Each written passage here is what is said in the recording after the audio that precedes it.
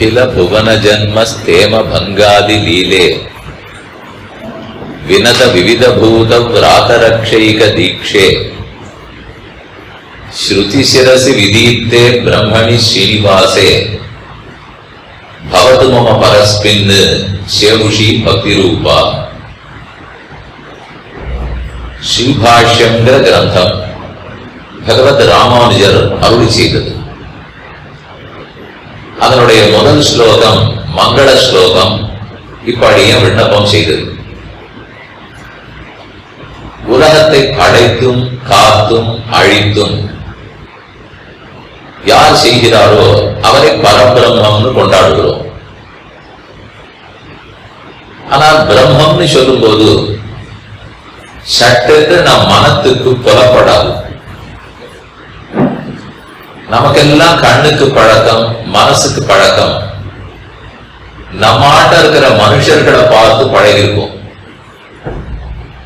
அதையே மனிதர்கள்னு சொல்லும் போது ஓரளவு புரிஞ்சுப்போமே தவிர ஒருத்தர் பேரை சொன்னா சரியா புரிஞ்சுப்போம்.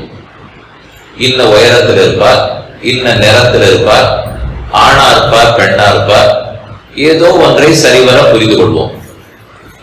பொதுவா மனிதன் சொன்னால் சரி மனிதர்களை சொல்றாங்க. இது நம்ம ரொம்ப தூரம் பார்த்து பழகி இருக்கிற மனுஷர்களுக்கே இதுதானால் பிரம்மத்தை போல பல பிரம்மத்தை பார்த்து பழகி இருக்குமா? ஒரு பிரம்மத்தையுமே பார்த்ததில்லை. அப்படி இருந்துச்சு திடீர்னு பிரம்மம்னு சொல்லும் போது மனதுக்கு புறப்படாது. அதனாலதான் அந்த ராமானுஜர் தெளிவுபடுத்தி சொல்றார். உலகத்தை படைத்து காத்து அழிக்கக்கூடிய அந்த பிரம்மத்திடத்தில் எனக்கு பக்தி உண்டாக வேணும். அவர் ஆறுன்னு கேட்டுக்கொண்டு பிரம்மணி ஸ்ரீனிவாசே பவத்து மம பரஸ்மின்னு சேமுஷி பக்தி ரூபா. சேமுஷின்னு சொன்னா ஞானம் அர்த்தம். பக்தி ரூபான்னு சொன்னால் பக்தி நிலையை, உயர்ந்த பழுத்த கனிந்த நிலையை அடைந்திருக்கும் ஞானம்னு சொல்லுவார்கள். ஞானமே கனிந்து விட்டால், முதிர்ந்தால் அதைத்தான் பக்தின்னு சொல்லுவோம். அப்ப சேமுஷி பக்தி ரூபானா ஞானம் கனிந்த நலம்னு அர்த்தம். ஞானம்ங்கிறது அறிவு, பகவானை பற்றின அறிவு. அதுவே கனிந்து இருக்குமானால், அதுவே முற்றுமானால் அதைத்தான் பக்தின்னு சொல்லும். அதனாலே மூட பக்தி, அவளுக்கெல்லாம் அறிவு ஒண்ணு கிடையாது, வெறும் ஏதோ பக்தின்ற பேர்ல பண்ணிட்டு இருப்பார்கள். இப்படின்னு ஒண்ணு கிடையாது. இப்படி யாரான்னு சொன்னா நம்பவும் வேண்டாம். மூட பக்தின்னா இல்லை, முழு பக்தி. அதைத்தான் யாரோ தெரியாதவர்கள் மூட பக்தின்னு சொல்லுவார்கள். ஞானமே இல்லாமல் பக்தி வளராது.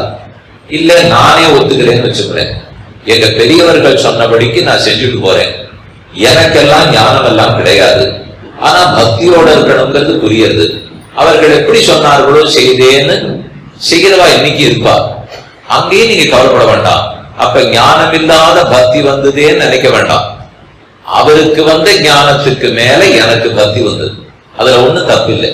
இன்னொருத்தருக்கு ஞானம் வந்து விட்டது, அவர் எழுதி வைத்து விட்டார், அதை பார்த்து நான் படிச்சு நடக்க ஆரம்பிக்கிறேன், எனக்கு பக்தி வந்தா தப்பா சொல்லுங்க? அறிவியல் கண்டுபிடிப்புகள் எத்தனையோ உள்ளன, அத்தனையும் நம்ம கண்டுபிடிச்சோமா? இந்த ஒலிபெருக்கி அடியை கண்டுபிடிச்சேனா? இந்த விசிறிய அடியை கண்டுபிடிச்சேனா? இந்த குழுகுழு பெட்டியை நான் கண்டுபிடிச்சேனா? யாரோ தர் கண்டுபிடிச்சு எழுதி வச்சு இப்படித்தான் பண்ணணும்னு சொல்லிட்டார். அதுக்கு மேல பயன்படுத்துற சந்தோஷத்தை நான் அடையிறேனா இல்லையா? அதை நன்னா போட்டு ஜில்லுன்னு உட்காந்து எல்லாரும் கேட்டு இருக்கிறியா?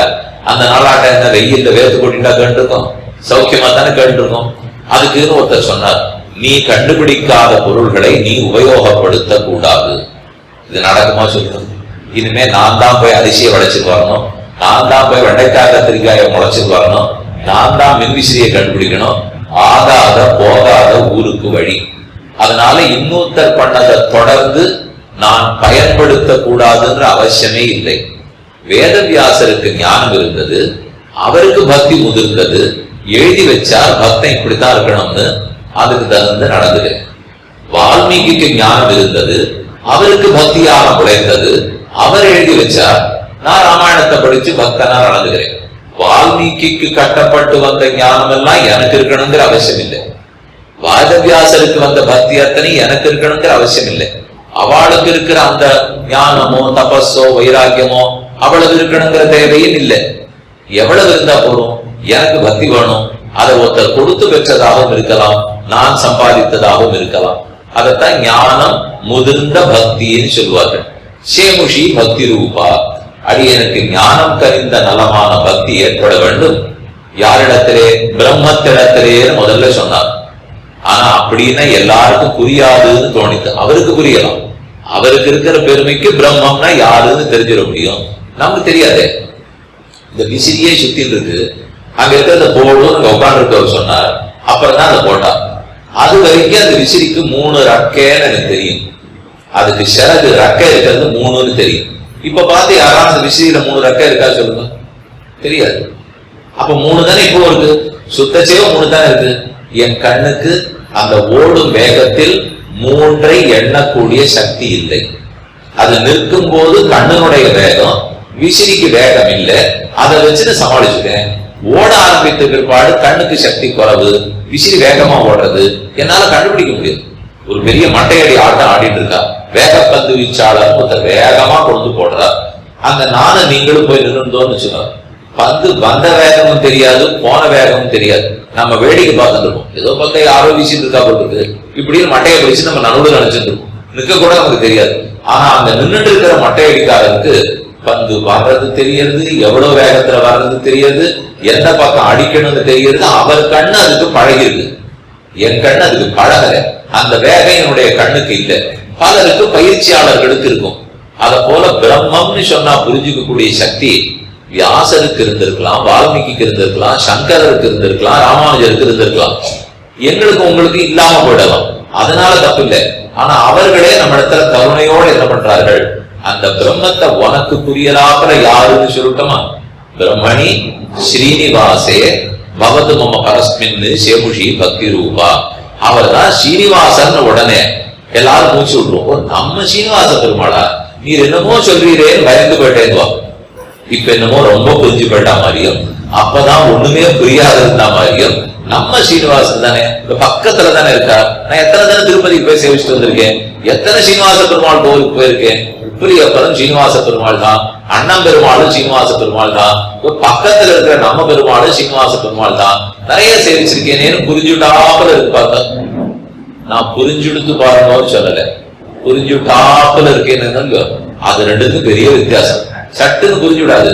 ஆனா பிரம்மம்னு சொன்னா புரியாதா போல இருந்தது, சீனிவாசன் சொன்னா புரிகிறா போல ஆயிடுது. ஏன்னா உருவத்தோட இருக்கார், பக்கத்துல இருக்கார், கோயில் கொண்டு இருக்கிறார். ஸ்ரீங்கிற சப்தத்துக்கு எனக்கு அர்த்தம் தெரியும், நிவாசகான அர்த்தம் என்னன்னு தெரியும். ஸ்ரீனா மகாலட்சுமி, நிவாசகான இருப்பிடம். மகாலட்சுமியை திருமார்பிலே தாங்கி கொண்டிருக்கிறார். அகல இல்லேன் இறையும் என்று அலர்மேல் மங்கை உரைமாறுபார் நம்மாழ்வாருடைய கோஷனம். அதை பார்த்து எனக்கு ஸ்ரீனிவாசன் தான் தெரிஞ்சு போச்சு.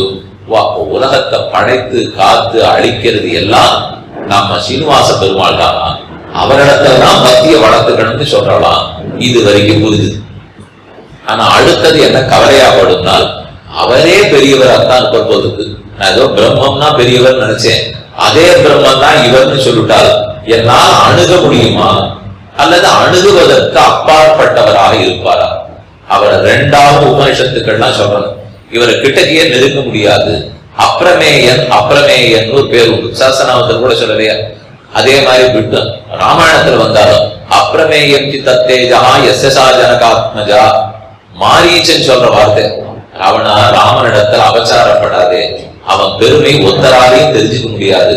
பிரம்மச்சாரி ராமனுடைய பெருமை கூட தெரியும், கல்யாணமான சீதாராமனுடைய பெருமையை ஒத்திருக்கு அப்பாற்பட்டது, தெரிந்து கொள்ள முடியாதுன்னு வசிஷ்டர் சொல்லல, விஸ்வாமித்தர் சொல்லல, வேற யாரும் சொல்லல, மாரீச்சன் சொன்ன வார்த்தை. அதனாலதான் நம்ம பெரியவர்கள்லாம் சொல்லுவாங்க, காக்கை வாயிலும் கட்டுரை கொள்வன்னு சொல்லுவார்கள். காக்கா காக்கான்னு கத்தினாலும் அதுல கூட ஏதான சத்விஷயம் நமக்கு கிடைச்சாலும் கிடைக்கும். இன்னார் வாயில தான் நல்லது வரும்னா சொல்ல முடியாது, யார் வாயில வேணும்னாலும் வரும். நம்ம நினைச்சிட்டு இருப்போம், உயரமா படிச்சவரா பணக்காரரா இருந்தா அவர் சொன்னதை மட்டும் கேட்டுக்கணும். அகஸ்தியர் உயரமா இருந்ததே இல்லை, கேட்டுக்கலாமா வேண்டாமா? அவர் சொல்ல உபதேசமா எத்தனையோ ரிஷிகளிடத்துல சல்லிக்காசு கிடையாது. அப்ப சொன்னதெல்லாம் கேட்டுக்கலாமா இல்லையா? அஷ்டாவக்கரர் உடம்புல 8 கோணல்களோடு இருந்தா அவர் பண்ணிருக்கிற உபதேசம் இனிமே பாக்கியில நேர மோட்சத்தையே வச்சு கொடுக்கும். அத போல அவர் பண்ணியிருக்கிறார். அப்ப இவர்கள் எல்லாம் சொன்னதை கேட்டுக்கலாமா வேண்டாமா? கேட்கணும். யாரா இருந்தாலும் நல்லதுன்னு இருந்ததுன்னா கேட்க வேண்டும். எப்பொருள் யார் யார் வாய் கேட்பினும் அப்பொருள் மெய்ப்பொருள் காண்பதறிவு. அதனால அவர்களெல்லாம் நமக்கு சொல்லிக் கொடுத்தது என்ன? பிரம்மணி ஸ்ரீனிவாசே பவது மம பரஸ்மின் சேமுஷி பக்தி ரூபா. உலகத்தை படைத்தும் காத்தும் அளிப்பவன் பிரம்மம். யதோவா இமானி பூதானி ஜாயந்தே ஏன ஜாதானி ஜீவந்தி யத் பிரயந்தி அபிசம்பிசந்தின்னு உபனிஷத் சொல்றது. யாரிடத்திலிருந்து உலகமெல்லாம் படைக்கப்பட்டனவோ, யாரிடத்தில் உலகமெல்லாம் லயிக்குமோ, யாரால் படைக்கப்பட்ட உலகமெல்லாம் காக்கப்படுகிறதோ அவர் பிரம்மம். அந்த பிரம்மம் ஆறு ஒரு பேரிட்டு சொல்லுங்களேனால் ஸ்ரீனிவாசன். ஸ்ரீன்னு மகாலட்சுமிக்கு திருநாமம். நிவாசான பெருமான் மகாலட்சுமியை திருமார்பிலே தரித்துக் கொண்டிருக்கிற பெருமான். அவர் தான் எல்லா கஷேத்திரத்திலும் இருக்கார். மற்ற கோவில்கள்லாம் வருதோ இல்லையோ, எந்த ஊர்லயும் புதுசா ஒரு நகர்னு ஆரம்பிச்சான்னு வச்சுக்கோங்க, பாலாஜி மந்திர் அப்படிங்கிறதா முதல்ல வந்தது. ராமர் கோவில் வந்துதான், அனந்த பத்மநாப சுவாமி கோவில் வந்துதான் ரொம்ப தள்ளி, அவள்லாம் மெதுவா தான் வருவா. முதல்ல எங்கேயா இருந்தாலும் சீனிவாச பெருமாள் வந்து கொடுத்ததுக்கு வந்துருவா. அப்புறம் தான் நம்ம வீட்டுக்கே தண்ணீர் வர்றதே, மின்சாரம் வர்றதே அப்புறம் தான் வரும். அவர் முதல்ல அங்க வந்துடுறாருனால் எதற்காக? நான் சுலபமா அவரை பிடிக்கணுங்கிறதுக்காக. ஆனா இத்தனை நாள் பேசினதுல இருந்து தெரிகின்றது அவர் ஆரோ பிரம்மம் நான் சொன்னீர். பிரம்மத்தை ஒரு சுலபத்துல அணுகிறதே முடியாதே. அப்பிரமேயன்னு உபனிஷத் சொல்றது, அப்பிரதிருஷ்யன்னு சொல்றது, பாராபிபவன சாமர்த்தியம் உடையவர், யாராலையும் அவரை தாண்டிட முடியாதுன்னு சொல்றது. இதை பத்தி தான் தார பாடினான். தம் அப்பிரமேயஸ்ச துராசதஸ்ச ஜிதேந்திரியஸ்ச உத்தம தார்மிகஸ்ச அக்ஷய கீர்த்திஸ்ச. ராமா, நீ அப்பிரமேயன். கண்ணுக்கு நேர தாரை பார்த்து கொண்டிருக்கிறாள், ஆனா புத்தி கெட்டவே இல்லை. கண்ணு கெட்டது, ஆனா புத்தி கெட்டவில்லை. இப்படித்தான் தார ராமன் ஸ்தோத்திரம் பண்ணியிருக்கான். அப்படின்னா அவர் பிரம்மம். ராமனா பிறந்தாலும் அப்பிரமேயம் தானே, ஸ்ரீனிவாசனா இருந்தாலும் அப்பிரமேயம் தானே, நம்ம வீட்டு ஆராதனத்தில் இருக்கிற குட்டி கண்ணனா இருந்தாலும் அப்பிரமேயம் தானே. பிரமாண புத்தி. பிரமேயம்னா புத்தி கெட்டவர், அப்பிரமேயம்னா புத்தி கெட்டார், அறிவுக்கு அப்பாற்பட்டவர் அர்த்தம். உபனிஷத்து சொல்லும் போது யதோவாசோ நிவர்த்தந்தே அப்பிராப்திய மனசாசகான்னு சொல்லிது. என் வாக்குக்கும் மனத்துக்கும் அவரை எட்ட முடியல. அவருடைய ஆனந்தங்கிற ஒரு குணத்தை கூட என்னால் அளவிட்டு பார்க்க முடியவில்லை. திரும்பி விட்டேன்கள். ஆக மொத்தத்துல நெருங்கிறது சுலபம் இல்லை. அப்படித்தான் பிரம்மத்தை பத்தியும் சொல்றார்கள், அப்படித்தான் ஸ்ரீனிவாசனை பத்தியும் சொல்றார்கள். அகிலாண்ட கோடி பிரம்மாண்ட நாயகன்னு அவருக்கு கொண்டாட்டம். எல்லா அண்டகட்டாகும் கோடி கோடி அண்டங்களுக்கு அவர் தான் நாயகனா. சப்தகிரிக்கும் 7 மலைக்கும் நாயகனாக இருக்கிறார். வெங்கடாத்ரி சமம்ஸ்தானம் பிரம்மாண்டே நாஸ்தி கிஞ்சன வெங்கடேச சமோதேவா ந பூதோ ந பவிஷ்யதி. வெங்கடாத்ரிக்கு சமமான மலையும் இல்லை, வெங்கடேசனுக்கு சமமான தெய்வமும் இல்லை. வினா வெங்கடேசம் நநாதோ நநாதா சதா வெங்கடேசம் ஸ்மராமி ஸ்மராமி. ஹரே வெங்கடேச பிரசீத பிரசீத பிரியம் வெங்கடேச பிரயச்ச பிரயச்ச. அவ்வளவு பெரிய வரவர். அப்படி இருக்கிறச்சே நம்மால எப்படி நெருங்கிவிட முடியும்? நல்ல வேலையா அவரே அது நெருங்கறதுக்கு வேண்டிய நல்ல ஒரு குணத்தை வச்சுட்டு இருக்கார். யாரும் தன்னை சுலபமா அடையலாம், யாரும் தன்னை எளிதில நெருங்கலாம். அதுக்குன்னு அவரிடத்துல இருக்கிற ஒரு குணம். நம்மளை பார்த்த உடனே ரொம்ப கஷ்டப்படுற ஜீவாத்மா, இவனால எங்கிட்ட தான் சுலபமா வர முடியாது அப்படின்னு பார்த்து என்கிட்ட ஒரு அன்பு செலுத்துகிறார். என் கட்டங்களை போக்கணும்னு பாக்குறார். நான் படுற கட்டத்தை கண்டு அவரால் தாங்க முடியல, ஓடோடி ரட்சிப்பதற்கு வருகிறார். இது இத்தனை செயல்களையும் தூண்டுறது எது தெரியுமோ? அதே ஸ்ரீனிவாச பெருமான் இடத்துல இருக்கிற ஒரு கல்யாண குணம். பெருமாள்கிட்ட கல்யாண குணம்னு சொல்லுவார். குணம்னா பண்டு, அது துர்குணமாகவும் இருக்கலாம், மங்கள குணமாகவும் இருக்கலாம். நம்ம நினைச்சிட்டு இருக்கோம் குணம்னாலே நல்லதுன்னு. அது தீய குணமாகவும் இருக்கலாம், நல்ல குணமாகவும் இருக்கலாம். நாற்றம்னு சொல்றேன், உடனே நீங்க மூக்க பத்திக்கு போய்விடுங்க. அப்ப நாற்றத்துழாய் முடி நாராயணன் பாட்டு இருக்கே, துளசின்னு சொன்னா மூக்க முடிக்கு போய்விடா, போக மாட்டோம். ஆனா நாற்றம்னு சொல்லச்ச மட்டும் ஏன் மூக்க முடிக்கிறது? நாம நினைச்சிட்டு நாற்றம்னாலே துர்நாற்றம்னு தப்பா புரிஞ்சுட்டு இருக்கோம். இல்ல, நறுநாற்றம் இருக்கு, துர்நாற்றம் இருக்கு. நறுநாற்றம்னா துளசிக்கு இருக்கிறது நறுநாற்றம், துர்நாற்றம் இருந்தா ஏதோ ஒண்ணு கூடாததுக்கு இருக்கக்கூடியது துர்நாற்றம். அதனால நாற்றமே தப்பு இல்லை, அது துர்நாற்றம்னு சொன்னா தானே தப்பு. குணம்னு சொன்னாலே நல்ல குணம் நினைச்சுக்க வேண்டாம். அது கல்யாண குணமாகவும் இருக்கலாம் அல்லது துர்குணமாகவும் இருக்கலாம். ஒரே கோபம், அந்த சுவாமி அவர் கோபம் உடையவர்னு சொல்ல வேண்டாம், அவரே கோபம் அப்படின்னு உருவகப்படுத்தி சொல்லுவோம். அவரே கோபம்னு சொன்னா எப்ப பார்த்தாலும் கோபப்பட்டு இருப்பார்னு அர்த்தம். அவருக்கு கோபம் இருக்குன்னா அப்பப்ப கோபப்படுவார்னு அர்த்தம். குறைச்சலா கோபப்பட்டா அவருக்கு கோபம், நிறைய கோபப்பட்டார்னா அவரே கோபம். அத போல பகவானிடத்துல எத்தனையோ குணங்கள், அதெல்லாம் கல்யாண குணங்கள், மங்கள குணங்கள்னு சொல்வார்கள். அந்த குணங்களுக்குள்ள ஒரு முக்கியமான குணம் இருக்கு. அதனாலதான் என்னால நெருங்க முடியுது, அதனாலதான் அவரிடத்துல சரணம்னு பற்ற முடியுது, அதனாலதான் ஆசைப்பட்டு எனக்கு அவர் மோட்சத்தையும் தரார், அதனாலதான் அடிய முக்தியை அடையறேன். இது இத்தனையும் பண்ணக்கூடிய அந்த உயர்ந்த குணம் என்ன தெரியுமோ? அவருடைய ஞானத்தை விட, பலத்தை விட, சக்தியை விட அவருக்கு இருக்கிற எண்ணிறந்த குணங்கள், மேன்மைக்கு தகுந்த குணங்கள். இப்பதானே சொன்னேன், ஜெகத்துக்கு காரணமாக இருக்கிறார். ஜெகத்காரணத்துவம் ஒரு குணம் தானே, ஜெகத்துக்கே காரணமாக இருத்தல். அது விதவிதமான காரணமா இருக்கார். சிருஷ்டிக்கு காரணமா இருக்கார், ஸ்திதிக்கு காரணமா இருக்கார், அதே போல சம்ஹாரத்துக்கு காரணமா இருக்கார். ஒவ்வொன்றும் ஒவ்வொரு குணம். எங்கும் வியாபித்திருக்கிறார். சர்வ வியாபகன் ஒரு குணம். இந்த மண்டபம் முழுக்க காற்று வியாபிச்சிருக்கோம், ஆகாயம் எல்லா இடத்துலயும் வியாபிச்சிருக்கா. நான் வாயை திறக்கச்சு இந்த இடத்துக்குள்ள ஆகாசம் இருக்கா இல்லையா? கண்ணை முழிச்சேன்னா முழிக்கிற இடத்துக்குள்ள ஆகாசம் இருக்கா இல்லையா? மூக்குக்குள்ள ஆகாசம் இருக்கா இல்லையா? எல்லா இடத்துலயும் இடவெளி இருக்கு. அது எப்படி நீக்கமாக நிறைந்திருக்குமோ அதை விட இன்னும் வசத்தியா பகவான் எல்லா இடத்திலையும் நிறைந்திருப்பார். இதுக்கு சர்வ வியாபகத்துவம்னு பேர். எல்லாருக்குள்ள அந்தர்யாமியாக இருக்கிறார், சர்வாந்தர்யாமித்துவம்னு பேர். அந்தராத்மாவா இருப்பார், சர்வாந்தராத்மான்னு சொல்லுவார். அந்தர்யாமியா இருப்பார், சர்வாந்தர்யாமின்னு கொண்டாடுவார்கள். எங்கும் வியாபித்திருப்பார், சர்வ வியாபகன்னு சொல்லுவார்கள். ரொம்ப பெரியவரா இருப்பார், விபுன்னு சொல்லுவார்கள். அவர் விபு, அவ்வளவு பெரியவர், எங்கும் நீக்கமர நிறைந்திருக்கிறார். இதெல்லாம் நல்ல நல்ல குணம். ஆனா இப்ப நான் சொன்ன எந்த குணத்திலேயாவது நாம் அவரை நெருங்கி சரணம்னு பத்திரத்துக்கு பிரயோஜனம் இருக்குதான் கொஞ்சம் சொல்லுங்க. அவர் ஜெகத்துக்கு காரணமா இருக்கார், புரிய கூட இல்லை எனக்கு. சர்வ வியாபகனா இருக்கார், அப்படியா அவர் நிற்க முடியுமான்னா? ஏதோ நான் உட்கார்ந்து ரெண்டுக்கு ரெண்டு மன, இதுக்கு மேல வியாபகத்துவம்ல என்னால எனக்கு தெரியாது. இந்த காத்து ஆகாச வியாபகமே எனக்கு புரியல. சர்வாந்தராத்மாவா எல்லாருக்குள்ள இருக்கார், அப்படி கூட ஒருத்தர் இருக்க முடியுமா சுவாமி? நான் எனக்குள்ள இருக்கிறதே பெரிய பாடா இருக்கு, இதுக்கு மேல எல்லாருக்குள்ளயும் இருப்பாருங்கிறதே புரியாது. எல்லாருக்கும் நியந்தாவா இருப்பார், புரியாது. இதெல்லாம் புரிஞ்சு நெருங்கக்கூடிய குணங்களே இல்லை.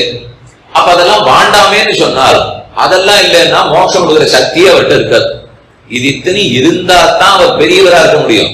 ஆனா அவர் பெரியவரா இருந்து மட்டும் எனக்கு லாபம் இல்லை, எனக்கு எளியவரா இருக்கணும், என்னிடத்தில் ஆசை இருக்கிறவரா இருக்கணும். இது ஆழ்வார் சொல்லும் போது, ஈசன் வானவர் கென்பன் என்னால் அது தேசமோ திருவேங்கடத்தானுக்கு நீசனேன் நிறைவொன்னுமிலே என்கண் பாசம் வைத்த பரம் சுடர் சோதிக்கேன். அவன் வானவர்களுக்கெல்லாம் ஈசனா இருக்கார். ஈசன் வானவருக்கு என்றால் அது தேசமோ திருவேங்கடத்தானுக்கு. இதனால சீனிவாச பெருமாளுக்கு புது பெருமை வந்துருப்பது தானே. வசிஷ்டாச்சாரியருக்கு ராமன் மோட்சம் கொடுத்தாராம், கதை இனி இல்ல, நான் வேணும்னு சொல்றேன். வசிஷ்டாச்சாரியருக்கு ராமன் மோட்சம் கொடுத்தாராம் சொன்னா எத்தனை பேர் உடனே புருவத்தை வசதி பார்ப்போம். அவர் கொடுக்காத யாரு சுவாமி கொடுக்கிறார்? தானே அந்த கதையை அப்பவே முற்றுப்புள்ளியே வச்சிருவோம். வசிஷ்டர் வாங்கிட்டு போனா, விஸ்வாமித்தர் வாங்கிட்டு போனா எனக்கு என்ன ஆச்சு? அதே இல்ல, குஹப்பெருமானுக்கு மோட்சம் கொடுத்தாராம், ஜடாயுவுக்கு மோட்சம் கொடுத்தாராம். அவ்வளவு ஏன் எனக்கும் கொடுக்கிறேங்கிறார். இப்படின்னா தான் எழுந்தே பார்ப்போம். ஓஹோ, நமக்கெல்லாம கொடுப்பாரா? ரொம்ப பெரியவர்னு சொன்னீர், அதனால வசிஷ்டருக்கு கொடுத்துட்டு நிறுத்திடுவார்னு நினைச்சேன். இப்ப நீ சொன்னதை பார்த்தா அந்த பெரியவரேவா இறங்கி வந்து தரேன்னு சொல்லியிருக்கார். அந்த பெரியவரா வந்து எங்கிட்ட ஆசையோட தரேன்னு இருக்கார். ஆமான்னு பதில் வந்தது. ஆழ்வாருக்கு ரொம்ப திருப்தி. அப்பனா பேரு சீனிவாச பெருமாளுக்கு தேவர்களுக்கு நல்லது பண்ணாருங்கிறது பேர் இல்லை, வானவர்களுக்கு ஈசனா இருக்காங்கிறது பெரிய சமாச்சாரமே இல்லை. என் கண் பாசம் வைத்த பரம் சுடர் சோதிக்கு, என்னிடத்துல பாசத்தோட இருக்காரு, அதுதான் அவருக்கு எல்லா பெருமையும் கொடுக்கும். ரொம்ப பெரியவனா இருந்தா கூட அவன் எளிமையா எல்லாரோட பழகி யாருக்கு என்னென்ன வேணுமோ தம் பெருமையை பத்தி நினைக்காமல் அவன் எளியவன் நினைத்து இறங்கி வராம பாருங்க. அந்த குணம் தான் ரொம்ப சிறப்பான குணம். அடிய சொன்னது இறங்கி வருதல் அப்படிங்கிறது வல்லினரா இத்தனை நாடி சொல்லியிருக்கேன். வைகுந்தத்தில் இருக்கிற பெருமாள் இறங்கி வந்தார், ஸ்ரீனிவாச பெருமாளாக சேவை சாதிக்கிறார். வைகுந்தத்தில் இருக்கிற பெருமாள் இறங்கி வந்தார், ஸ்ரீரங்கத்தில் பெருமாளா சயனித்துக் கொண்டிருக்கிறார். இதெல்லாம் நான் சொன்ன இறங்கிங்கிற தமிழ் எழுதிருங்க, வல்லினரா போடும். சரி, இறங்கி வந்தார்னு சொல்றீரே, ஆனா எனக்கு என்னமோ இறங்கி வந்தார்னா இடையினரா போடலாம் போல் இருக்கேன்னு தோன்றது. வல்லினராவை மாத்தி இடையினராவா போட்டுங்க. இறங்கி இருக்கே, இரக்கம் உண்டு, இறங்கினால் உண்டு. இரக்கத்தோட வந்தார்னால் இறங்கி வந்தார்ங்கிறீரா, என்னிடத்துல இரக்கத்தோட இருந்தார்னு சொல்றீரா? சுவாமி ரெண்டும் போகணும். அவர் வைகுந்தத்திலேருந்து என்கிட்ட இறக்கப்பட்டா எனக்கு தெரியவே தெரியாது, அதனால இறங்கி வந்தான். இறங்கி வந்துட்டு இரக்கத்தை காட்டாத போயிட்டாருனாலும் நான் கிட்ட போக முடியாது. அப்ப இறங்கி வரணும், இறங்கி இருக்கணும், இறங்கியும் வர வேண்டும். அப்பதான் நான் அணுக முடியும். அவரிடத்துல இரக்கம் இருக்க வேண்டும், அப்பதான் நான் கேட்டதை கொடுப்பார். அந்த இரக்கத்துக்கு சம்ஸ்கிருதத்துல பேரு தான் தயான்னு பேர். தயான்னு சொன்னால் ஸ்ரீனிவாச பெருமானுடைய தயை, ஸ்ரீனிவாச தயான்னு தானே நீ கொடுக்கப்பட்டிருக்கிற தலைப்பு. அந்த தயைகள் என்னது? இரக்கம் தான் தயை. இரக்கம்ங்கிறது என்ன? கருணைன்னு சொல்லுவார்கள், காருண்யம்னு சொல்லுவார், தயான்னு சொல்லலாம், கிருபான்னு சொல்லலாம், அனுகம்பான்னு சொல்லலாம், அனுக்ரோஷம்னு சொல்லலாம். இது எல்லாம் வெவ்வேறு. சம்ஸ்கிருதம் ரொம்ப பணக்கார பாஷை. என்ன சுவாமி சொல்றீ? பாக்கி நாங்கள்லாம் ஏழையா? சம்ஸ்கிருதம் பணக்கார பாஷை. பணக்காரன்னு நான் ஒரு காசு பணம் இருக்கிறத பத்தி சொல்லலை. ஒரே பொருளுக்கு 10 வார்த்தை இருக்கும், பொருள் ஒன்னா இருக்கும். அதுக்குதான் அமர கோஷம்னு ஆரம்ப காலத்துல படிக்க வைப்பான். அமரா நிர்ஜரா தேவா திருதிஷா விபுதா சுரா. மனப்பாடம். அதுலயே ரொம்ப மனப்பாடம் அதிகம். சப்தமஞ்சரி மனப்பாடம் பண்ணியா, தாது ரூபம் மனப்பாடம் பண்ணியா, லட்டு லோட்டு இருந்து எல்லாம் 10 ரூபமும் மனப்பாடம் பண்ணியா. அப்படியே பழகியே அந்த பாஷை வர வேண்டும். வந்துடுத்துனால் அந்த ஆனந்தமே தனி. தமிழும் அதே போலத்தான், சம்ஸ்கிருதம் அதே போலத்தான். 2 அனாதியான பாஷைகள். பலரும் அதை சொல்லி அதுவும் ஊடகத்தில் இப்பெல்லாம் நீங்க நிறைய கேள்விப்பட்டிருப்பீர்கள். சம்ஸ்கிருதத்துக்கு நிகராமே தமிழ். தமிழ் முன்னாடி இருக்கிற பாஷையா, சம்ஸ்கிருதம் முன்னாடி இருக்கிற பாஷையானால் இரண்டுமே அனாதி. ஒன்னு அனாதின்னு சொன்ன பிற்பாடு அதுல எது முன்னால் இருக்கிறதுங்கிறது சரியான வாதமே இல்லை. அனாதின்னா என்ன? ஆதி. ஆதி இல்லாதனால அனாதின்னு சொல்லிட்டோம். ஆதி இல்லைன்னு சொல்றேன், எத்தனாம் தேதி பிறந்ததுன்னு கேட்டீங்கன்னா நான் என்னன்னு சொல்ல முடியும்? அதுக்கு ஆதி இல்லைன்னு சொல்லிட்ட முடியும். அதனால தமிழ் மொழிக்கு ஆதி கிடையாது, சம்ஸ்கிருத மொழிக்கு ஆதி இல்லை. 2 சமமா ஏற்றமுடைய பாஷைகள் தான். அப்படியா? நீ ஒத்துப்பீரா? சம்ஸ்கிருத வித்வான்கள்லாம் தமிழ் அனாதி, சம்ஸ்கிருதத்துக்கு நிகரானது தமிழ்னு ஒத்துப்பாடானால் நம்ம எல்லாம் விட்டுடுங்க. 800 வருஷத்துக்கு முன்னாடி, 1000 வருஷத்துக்கு முன்னாடி ராமானுஜர் காலத்துல எழுந்தருளி இருந்தவர்கள் எல்லாருமே தமிழையும் அனாதின்னு தான் எழுதியிருக்கார்கள். சம்ஸ்கிருதம் எப்படி அனாதியோ தமிழும் அனாதி. இன்னும் கேட்டா சம்ஸ்கிருதத்தை காட்டிலும் தமிழுக்கு ஏற்றம் உண்டு அப்படிங்கிறது தான் பல இடங்களையும் பார்க்கிறோம். அதை தெளியாத மரநிலங்கள் தெளிகின்றோமே சுவாமி வேதாந்த தேசிகன் சாதித்தார். சம்ஸ்கிருத வேதத்தை வாசிச்சு புரியாத பல அர்த்தங்களை எல்லாம் தமிழ் வேதத்தை படிச்சு புரிஞ்சுட்டேன். அதனால இந்த பாஷைக்கு இருக்கிற ஏற்றம் ஏன் சொல்ல வந்தேன்? சம்ஸ்கிருதத்துல ஒரே பொருள் பல சப்தங்கள் இருக்கும். அதுல ஒண்ணு காருண்யம், கருணா, கிருபா, தயா, அனுகம்பா, அனுக்ரோஷம். இதுகளுக்குள்ள கொஞ்சம் வித்தியாசம் இருக்கும், நிறைய இருக்காது, ஆனா துளி வித்தியாசம் இருக்கும். இத போல தமிழும் பணக்கார பாஷை. அதுலயும் ஒரே சொல்லுக்கு ஒரே பொருளுக்கு பல சொற்கள் இருக்கும். இதுக்கெல்லாம் பரியாய சப்தங்கள்னு பேர். பரியாய சப்தம்னா சொல்லு பல. அமரர்கள், நிர்ஜரர்கள், தேவர்கள், திரிதசர்கள், விபுதர்கள், சுரர்கள், எல்லாம் தேவர்கள் அர்த்தம். நான் சொன்ன எல்லா சப்தங்களுக்கும் தேவர்கள், சொர்க்கலோகத்தில் இருக்கிற தேவர்கள் அர்த்தம். ஆனா இத்தனையுமா வைக்கலாம் முடியும். சுவாமி பாஷையை கொஞ்சம் எளிமையா வச்சுக்க மாட்டீங்களா? ஒரு பொருளை சொல்றதுக்கு ஒரு சொல்லி சொன்னா போறாதா? நான் எதுக்கு இதுக்கு இப்ப தாது ரூபத்தை போய் சொல்லணும்? நான் ஏன் அமரகோஷம் மனப்பாடம் பண்ணணும்? ஒண்ணு இருந்தா போறாதானால் கவிதை எப்படி பிறக்கும்? கவிதைனாலே சொல்றதையே நானே ஒரே சொல்ல உங்களுக்கு திருப்பி சொல்லிட்டேன்னா கேட்கிற வாழ்க்கை அது ரொம்ப ரசிக்காது. கொஞ்சம் மாத்தி வெவ்வேறு சொற்களை பிரயோகம் பண்ணினா தான் கேட்கிறவன் ஓஹோ இது நல்லா இருக்கு அப்படின்னு கேட்போம். கவிதையும் அப்படித்தான். கவிதையில எழுத்து நயம் வேணும்னால் ஒரு வரிக்கு எத்தனை எழுத்து இருக்கணும்னு சொல்லுவாங்க. அணி இலக்கணம் இல்லையா? அது இது இன்னதான் கலித்தொகையா இருந்தா இவ்வளவு இருக்கணும், வஞ்சிப்பாவா இருந்தா இப்படி இருக்கணும், விருத்தப்பாவா இருந்தா இப்படி இருக்கணும், வெண்பா பாடலா இருந்தா இப்படி இருக்கணும், எல்லாத்துக்கும் வரி கணக்குண்டு, எல்லாத்துக்கும் எழுத்து கணக்குண்டு. அந்த கணக்குப்படி வைக்கணும்னா ஒரு பொருளை சொல்றதுக்கு ஒரே சொல்லுதான் இருக்குன்னு வச்சுக்கோ. அப்ப அந்த எழுத்துக்கு தகுந்த மாதிரி பாட்டு பாட முடியாது. ஒரு பொருளை குறிக்கிறதுக்கு பல சொற்களும் பல எழுத்துக்கள்லயும் இருக்கணும். ஆமர 3 எழுத்து இருக்கா, சூர 2 எழுத்து இருக்கா, தேவ 2 எழுத்து இருக்கா. ஒரு கவிஞனுக்கு இத்தனை சொற்களும் தெரிஞ்சதுனால் அவர் பாட வேண்டிய பாட்டினுடைய வரியிலே எத்தனை எழுத்தோ அவருக்கு இன்னும் பாக்கி எத்தனை எழுத்து இருக்கோ அதுக்கு வேண்டிய சப்தத்தை அவர் வச்சுக்கலாம். தேவர்கள்னு அவர் சொல்ல வேண்டியிருக்கும். ஆனா தேவர்களுக்கு தேவர்கள் மட்டும்தான் ஒரு சப்தம் இருக்குன்னு வச்சுக்கோ. ஆனா அவர் பாடிட்டு இருக்கிற வரியில 3 எழுத்து சொல்லு வேணும்னா அவர் சிக்கினார், அவரால் பாட முடியாது. அப்படின்னு இப்படியெல்லாம் படிச்சுதான் கவிஞர்கள் பாடிட்டு இருக்கீடான்னு நீங்க கேட்க வேண்டாம், அப்படி பாட வேண்டாம். ஆனா இது இத்தனை அவ பாடுற வேகத்துல அமைஞ்சுதான் ஆகணும், அவர்களுக்கு அந்த வேகத்துல அது வந்துதான் ஆகணும், பாடித்தான் ஆகணும். அதுக்காக பல சொற்கள் இருக்கும். அதை போல இதெல்லாம் சொற்கள். அந்த சொற்களுக்கு முக்கியமான தமிழ்ல சொல்லு பார்த்தோம்னா இரக்கம்னு சொல்லுவார்கள். ராகிறது இடையினரா போட்டுக்கோ, பெரிய ரா வல்லினரா இல்ல, இறங்க வேண்டும். நீதான் என்கிட்ட இறக்கப்படணும். கொஞ்சமாவது மனசுல இரக்கம் இல்லையா இருக்கா, ஈரம் இருக்கிற மனசா இருக்கா இல்லையா, இதெல்லாம் இந்த இரக்கம்ங்கிற அர்த்தத்திலேயே சுத்தி சுத்தி வரும். கருணைங்கிறது சம்ஸ்கிருத சொல்லாயிடும், தயாங்கிறது சம்ஸ்கிருத சப்தம் ஆயிடும். தமிழ இரக்கம்னு வச்சுங்கோ, சம்ஸ்கிருதத்துல தயான்னு வச்சுங்கோ. இத பல இடத்திலும் பல விதமா அர்த்தம் சொல்லுவா. முக்கியமா சொல்ற அர்த்தம் என்ன தெரியுமோ, காருண்யம் சொன்னாலோ தயான்னு சொன்னாலோ ஸ்வார்த்த நிரபேட்ச பரதுக்க அசகிஷ்ணுதா.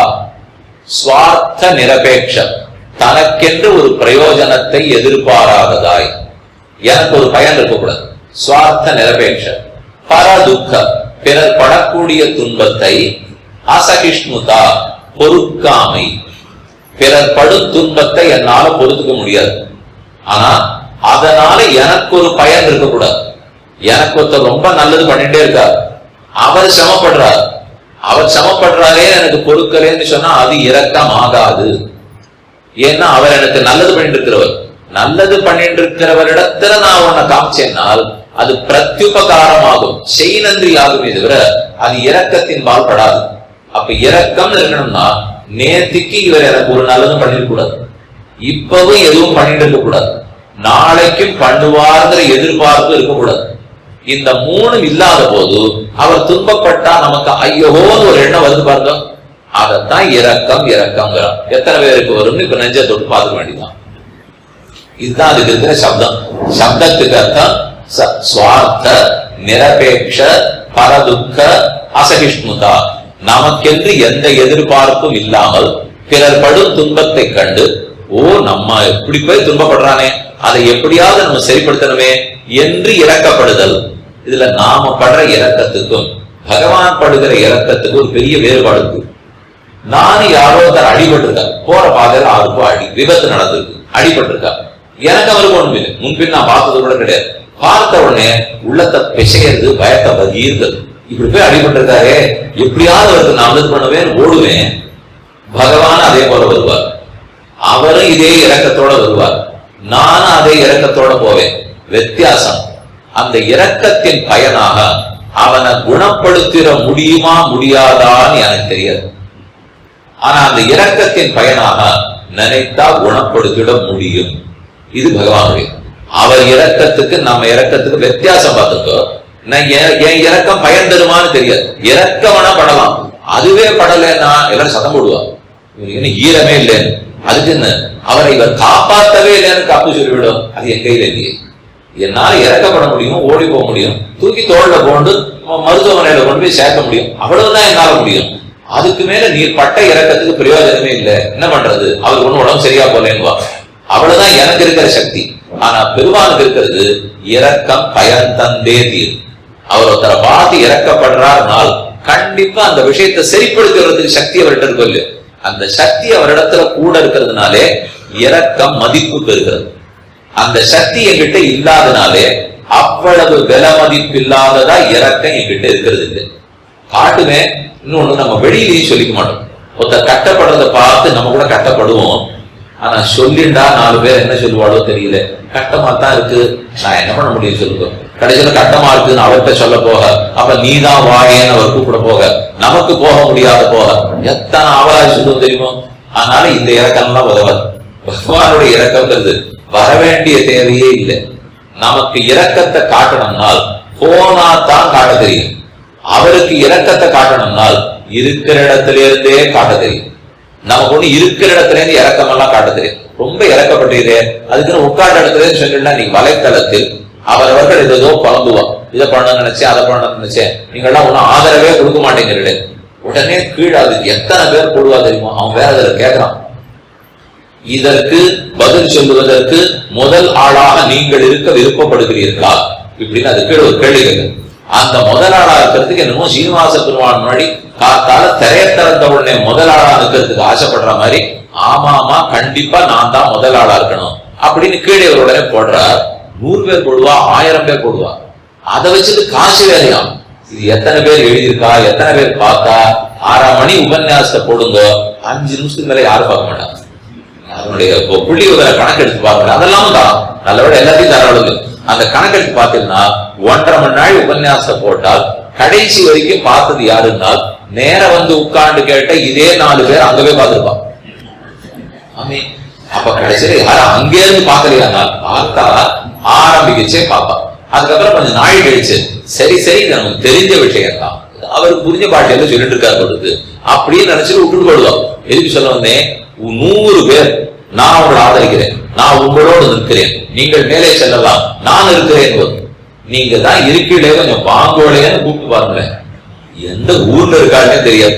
இந்த நாட்டிலே இல்லாம எங்கிருந்தோ இருந்து கொண்டு நான் இருக்கேன் போகும்போது நம்மிட்டு முன்னாடி போனோம் குட்டுப்பட்டு வர வேண்டியதுதான்.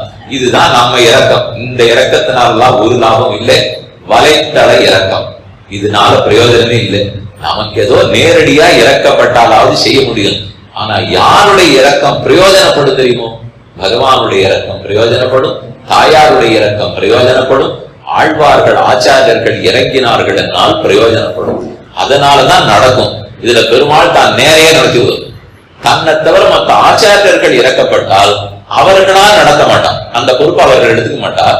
பகவானிடத்துல சொன்னால் அந்த காரியத்தை அவர் முடிச்சு கொடுத்துவார். இதையும் கொஞ்சம் வித்தியாசம் ஞாபகம். பெருமான் இறக்கப்பட்டா அவரே இறங்கிடுவார். சண்டையா அவரே, பொய்யா அவரே, தூது நடக்கிறதா அவரே, எதுவா இருந்தாலும் அவரே.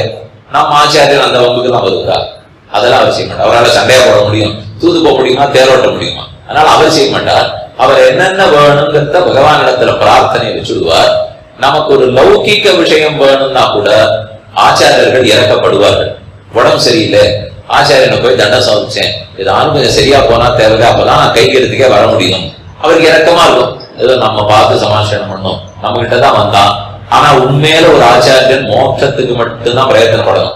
இவனுக்கு உடம்பு சரியா போகணும், படிப்பு வரணும், வேலைக்கு போகணும், இதெல்லாம் அவர் பண்ண மாட்டார், பண்ணக்கூடாது. ஆத்ம லாபத்துக்கு மட்டும்தான் அவர் பார்க்கணும். இருந்தாலும் இறக்கம் ஒண்ணு இருக்கு. அதனால இவன் பண்றானே அவர் ஒண்ணும் பண்ண மாட்டார். அடுத்த நாள் திருவாராதனத்தும் போது இப்படி சொன்னா நீ பார்த்து என்ன பண்ணணுமோ பண்ணு அப்படின்னு சொல்லிட்டு விட்டுடுவார்கள். அவர் என்ன பண்றாருனால் இந்த ஆச்சாரியன்ட்ட இவன் திருப்பி வந்துட்டு இருக்கணும்னால் இவன் கேட்டதை நான் கொடுத்தாதான் வருவோம். இல்லைன்னா மோட்சம் மட்டும்தான் ஆச்சாரியன் கொடுப்பார், இறக்கத்தோட கொடுப்பாருன்னு எத்தனை பேர் வருவா? அவன் கேட்ட ஒரு 4 விஷயம் கிடைச்சதுன்னு தானே வருவா. அதற்குத்தான் பெருமாளும் இறக்கப்பட்டு செய்கிறார். தானேவும் நேரே செய்வார், ஆச்சாரியர்களுடைய பரிந்துரையின் பேரிலும் செய்வார். இந்த குணத்துக்கு இரக்கம்னு பேரு, தயான்னு பேரு. இத இன்னொரு விதத்துல எப்படின்னு சொல்றேன். நாம வாழ்ந்துட்டு இருக்கிறதெல்லாம் லீலா விபூதின்னு பேரு. நாம இருக்கிற இடம் இந்த உலகத்திலே ஆரம்பிச்சு பிரம்மாவனுடைய சத்தியலோகம் வரை லீலா விபூதி. மேல 7 லோகம், கீழே 7 லோகம், 7 14 லோகங்கள். இந்த 14 போல இது கொண்டது ஒரு அண்டம், இது ஒரு அண்டகடாகம். இந்த அண்டத்தை போல கோடி கோடி அண்டகடாகங்கள் முதந்துட்டே இருக்கான். ஒவ்வொன்றுத்துக்கும் ஒரு பிரம்மா. பிரம்மா ஒத்தர் இல்ல, ஒவ்வொரு அண்டத்துக்கும் ஒரு பிரம்மா. அவர்களுக்கு காலம் முடியும். காலம் முடிந்த பிற்பாடு பிரளயம் வரும், திரும்ப மறுபடியும் சிருஷ்டிப்பார். இத்தனை சுழற்சி முறையில நடந்துட்டே இருக்கும், பிரவாகமா நடக்கும்னு வச்சுக்கோ. இந்த ஒவ்வொரு அண்டகடாகவும் இருக்கு இல்லையோ, கடைசியில சத்தியகலோகம் இருக்கா, இது மொத்தமே சேர்த்து இந்த எல்லா அண்டங்களும் சேர்த்து படைப்புக்கும் அழிப்புக்கும் உட்படும்.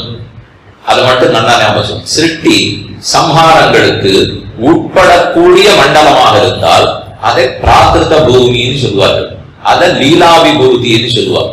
அப்படின்னா லீலைக்காக பெருமாள் பயன்படுத்துறது விளையாட்டு. உலகம் யாவையும் தாம் உளவாக்கலும் நிலை பெறுத்தலும் நீக்கலும் நீங்களா அழகிலா விளையாட்டுடையாரவர் தலைவர் அன்னவர்க்கே சரண் நாங்களேன்னு கம்பர் முதல் பாட்டு பாடினாலும் இல்லையோ, அங்கேயே விளையாட்டுடையாரவர் இல்லை. எந்த விளையாட்டை சொல்றார்? மட்டையடியாரமா அவர் சொல்ற கால்பந்து போட்டியா சொல்லிட்டு இருக்கார்.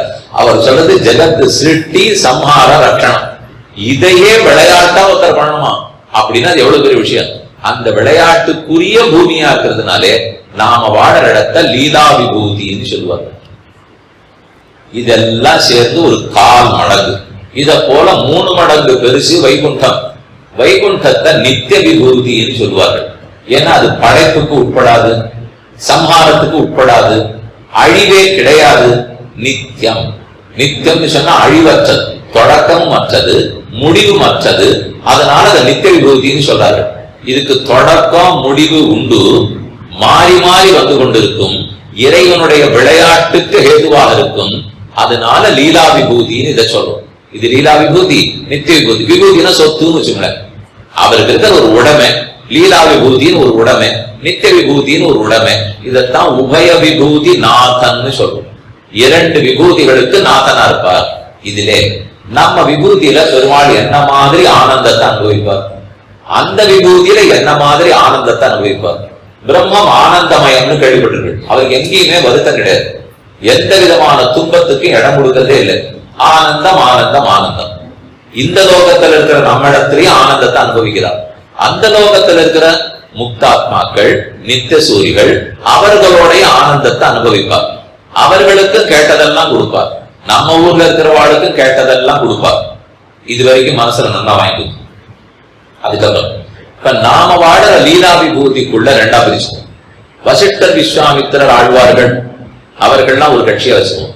நம்மாட ஒண்ணும் தெரியாதவர்கள் நம்ம எல்லாம் ஒரு கட்சியா வச்சுக்கோம். அடியனை வச்சுக்கோம், எதுக்கு உங்களை சேர்த்துக்கோம். ஏது தெரியாதவர்களா யார் யார் உண்டோ அவர்கள்லாம் ஒரு கட்சி. நன்னா விஷயம் தெரிஞ்சு பெருமானுக்கு ஆசைப்பட்டபடிக்கு கைங்கரியம் பண்ணக்கூடியவர்கள் அவர்கள்லாம் ஒரு கட்சி. இவர்கள் கேட்டதையும் செய்வார், இவர்கள் கேட்டதையும் செய்வார். ஆனா ரெண்டுத்தையும் ஒரே காரணத்துக்காக பண்ண மாட்டார். நான் கேட்டதை பண்றதுக்கு காரணம் வேற, அவர்கள் கேட்டதை பண்றதுக்கு காரணம் வேற. இந்த பள்ளிக்கூடம் இருக்கு, இதுல கொண்டு ஒரு பிள்ளையை சேர்க்கணும்னு ஆசைப்பட்டான். அந்த பிள்ளை ரொம்ப நல்லா படிக்கிற பிள்ளை, ஏற்கனவே இதுக்கு வேண்டிய மதிப்பெண்கள்லாம் வாங்கி எடுத்து இந்த கல்லூரியில சேர்க்கணும். ஏற்கனவே 98 வாங்கி வச்சிருக்கான். 98 இருக்குன்னு சொன்னா வாங்க, உடனே கையெழுத்து, உடனே சேர்த்துடலாம். அப்ப சேர்த்ததற்கு அங்கு எது அதிகாரம்? சேர்த்ததற்கு எந்த அடிப்படையில் சேர்த்தார்கள்? தகுதி இருக்கிறது, தகுதி அடிப்படையில் சேர்த்தார்கள் சொல்ல மாட்டோமா? அதை ஒண்ணுன்னு வச்சுக்கோ.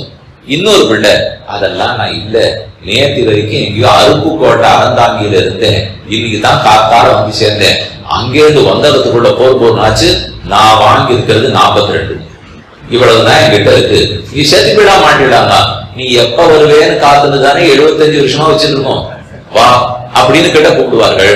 உடனே கையெழுத்து போட்டாச்சு, கொடுத்தாச்சு. தகுதி அடிப்படையிலா? ஆமா ஆமா, தப்பா சொல்றேன்னு பாக்குறீங்களா? மதிப்பெண் தகுதி அடிப்படையில் இல்லை, ஆனால் வேறு தகுதி அடிப்படையில். அந்த பிள்ளை எங்கேயும் வந்திருக்காம அந்த தகுதி இருக்கு, அந்த தகுதியினுடைய அடிப்படையில கொடுத்துருவாடா இல்லையா? தகுதி மாறிடுது. தகுதி இல்லைன்னு சொல்லக்கூடாது. இப்ப இருந்த தகுதி வேற, இப்ப பார்த்து கொடுத்த தகுதி வேற. அதே போல நமக்கிட்டையும் ஒரு தகுதி இருக்கு, வசிஷ்டர் இடத்துலயும் ஒரு தகுதி இருக்கு. வசிஷ்டரை பார்த்து பெருமாள் மோட்சம் கொடுப்பார். எதன் அடிப்படையில்? தகுதி அடிப்படையில். என்ன பார்த்தாலும் அவர் மோட்சம் கொடுப்பார். எதன் அடிப்படையில்? தகுதி அடிப்படையில். ஆனா எங்கேயோ சுவாமி நீர் என்ன சொல்றதுக்கு தெரியுது, தகுதி மாறுறதுன்னு மட்டும் இத்தனை உங்களுக்கு புரிஞ்சிருக்கும். வசிஷ்டருக்கு எது தகுதி? கர்மயோகம் இருக்கு, ஞான யோகம் இருக்கு, பக்தி யோகம் இருக்கு, வைராகியம் இருக்கு, எல்லாம் இருக்கு. மோட்சத்துக்கு போறதுக்கு என்னென்ன வேணுமோ மொத்தம் அவர்கிட்ட இருக்கு. அந்த தகுதி அடிப்படையில் கொடுத்து விடுவார். எனக்கு என்ன தெரியுமோ தகுதி? மோட்சம் போறதுக்கு உண்டான எந்த தகுதி என்கிட்ட இல்லேன்னு கையோ கூப்பினது ஒண்ணுதான் தகுதி. என்கிட்ட இருக்கிற தகுதி ஒண்ணுதான். இந்த தகுதியை பார்த்து கொடுக்கணும்னால் அவரிடத்துல ஒரு குணம் இருந்தே ஆகணும். அதுக்கு தான் தயான்னு பேர். இந்த தகுதியை பார்த்து தான் ஒருத்தன் கொடுக்கணும்னா கட்டி வச்சுருக்காலும் இல்லையோ, தயினாலதான் 75 வருஷமா கட்டி வச்சுருக்கா. அதனாலதான் குறைச்சலா வாங்கிட்டு இருக்கா. அதனாலதான் வாங்கோன்னு கூட்டு கொடுக்குறா. எல்லாத்துக்கும் எது காரணம்? தகுதி காரணம் இல்ல, வேற தகுதி காரணம். அந்த தகுதியை பார்த்து கொடுக்கணும்னால் இரக்கம் இருந்தா தான் கொடுக்க முடியும். அது இந்த பள்ளிக்கூடத்துக்கு ஏது உண்மைனால் பகவானுக்கு அது உண்மையா இருக்காதா?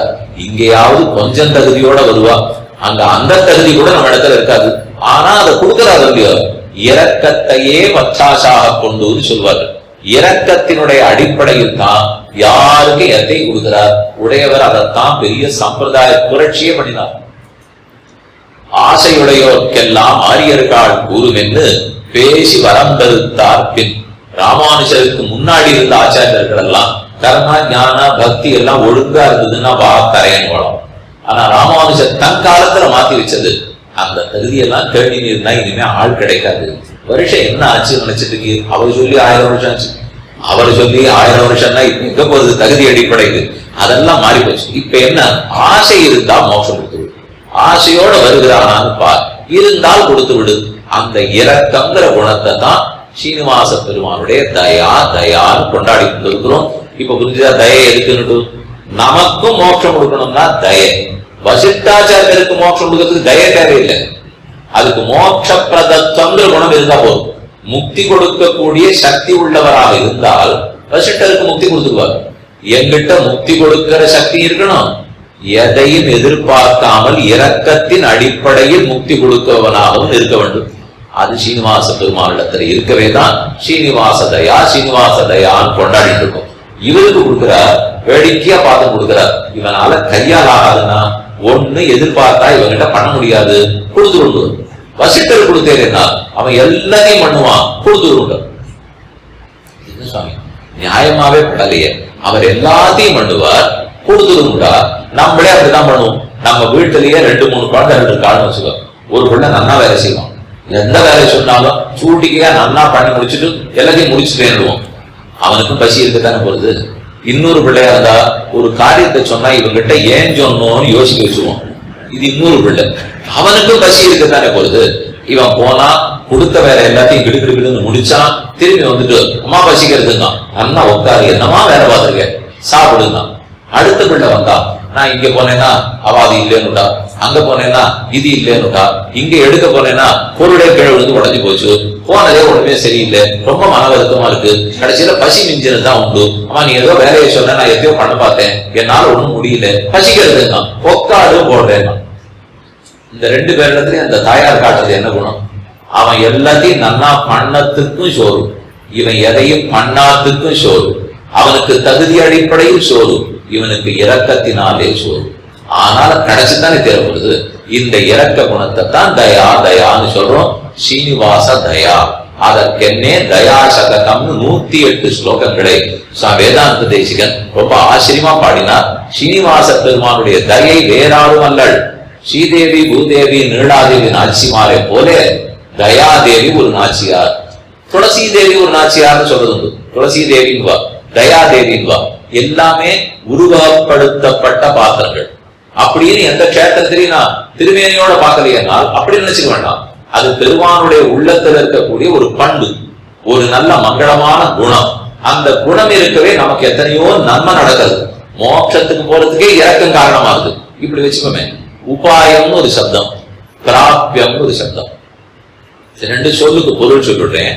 உபாயம்னு சொன்னால் பலத்துக்கு சமீபத்தில் எது கொண்டு போய் சேர்க்குமோ அது உபாயம்.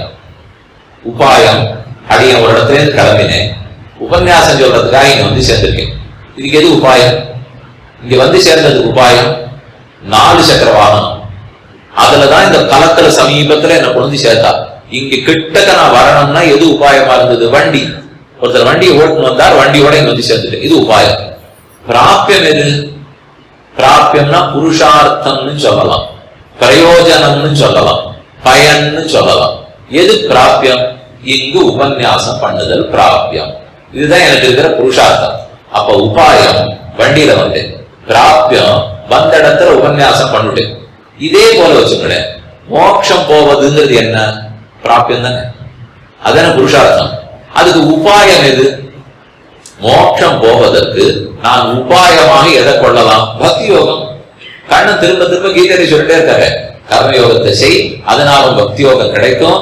பக்தியா தமன்னையா சக்தியா அகமேவம் விதோர்ஜுன ஞாதும் திரட்டுஞ்ச தத்வேன பிரவேட்டுஞ்ச பரந்தவ.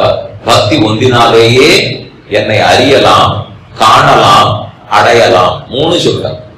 ஞாதும் திரட்டுஞ்ச பிரவேட்டுஞ்ச, அறிவதற்கும் காண்பதற்கும் அடைவதற்கும் பக்தி ஒன்றே உபாயம். திரும்ப கேட்டுங்க, பக்தி ஒன்றே உபாயம், அதுதான் உபாயம்னு கண்ணன் சொன்னார். அது உபாயமா இருக்கு. அந்த உபாயத்தினால எத்தனையோ பேர் மோட்சத்துக்கு போயிருக்கார்கள். இது ஒரு உபாய வகை. அதெல்லாம் என்கிட்ட இல்லைன்னு வச்சுக்கோ, அப்ப எனக்கு வேற உபாயம் வேணும் இல்லை. இங்கேயே 2 வழி இருக்கு. நம்ம இப்ப 4வது மாடியில தானே உட்காந்துருக்கோம். அது ஏறி வர்றதுக்கு 2 உபாயம் இருக்குது. படிக்கட்டுல ஏற சக்தி ஏறி வரலாம். இல்ல சுவாமி, அதெல்லாம் இந்த நாள்ல யார் ஏறுவா? காலில் சக்தி இருக்குன்றதுக்காக ஏறுவோம்னா அதெல்லாம் புஷ்பக விமானம் மாதிரி ஏற்படுத்தி வச்சிருக்கா. அதை ஏறி உள்ள உட்காந்து ஒத்தான் அமைக்கணும்னா அப்படியே போகுது. 180 மாடி கட்டடத்தெல்லாம் கூட்டிட்டு போறது. அந்த கட்டடத்துக்கு மேல போய் என்ன பாக்குறோங்கிறது அப்புறம். அந்த வண்டியில போறதே அவ்வளவு சுத்தமா இருக்கும் இல்லையோ. அப்படின்னா பிரயாணமே பண்ணிட்டு இருக்கலாம் போருக்கு. வசதியா 1 கோடி ரூபாய் கொடுத்து ஒருத்தர் வண்டி வாங்கியிருக்காரு. அதுல ஏறி உட்காந்து வச்சிருந்தா ஒரு சுத்தி காட்டலாம்னு உட்காந்து வச்சேன்னா உட்கார்ந்துட்டேன். எங்க போகணும்னா நான் போக வேண்டிய விட ஒரு 4 மைல் இருக்குன்னு சொல்றேன். போக வேண்டிய இப்ப வண்டி வேற தொட்டா பறக்கிறது. 4 மைல் போச்சு எத்தனை அழியா போகுது.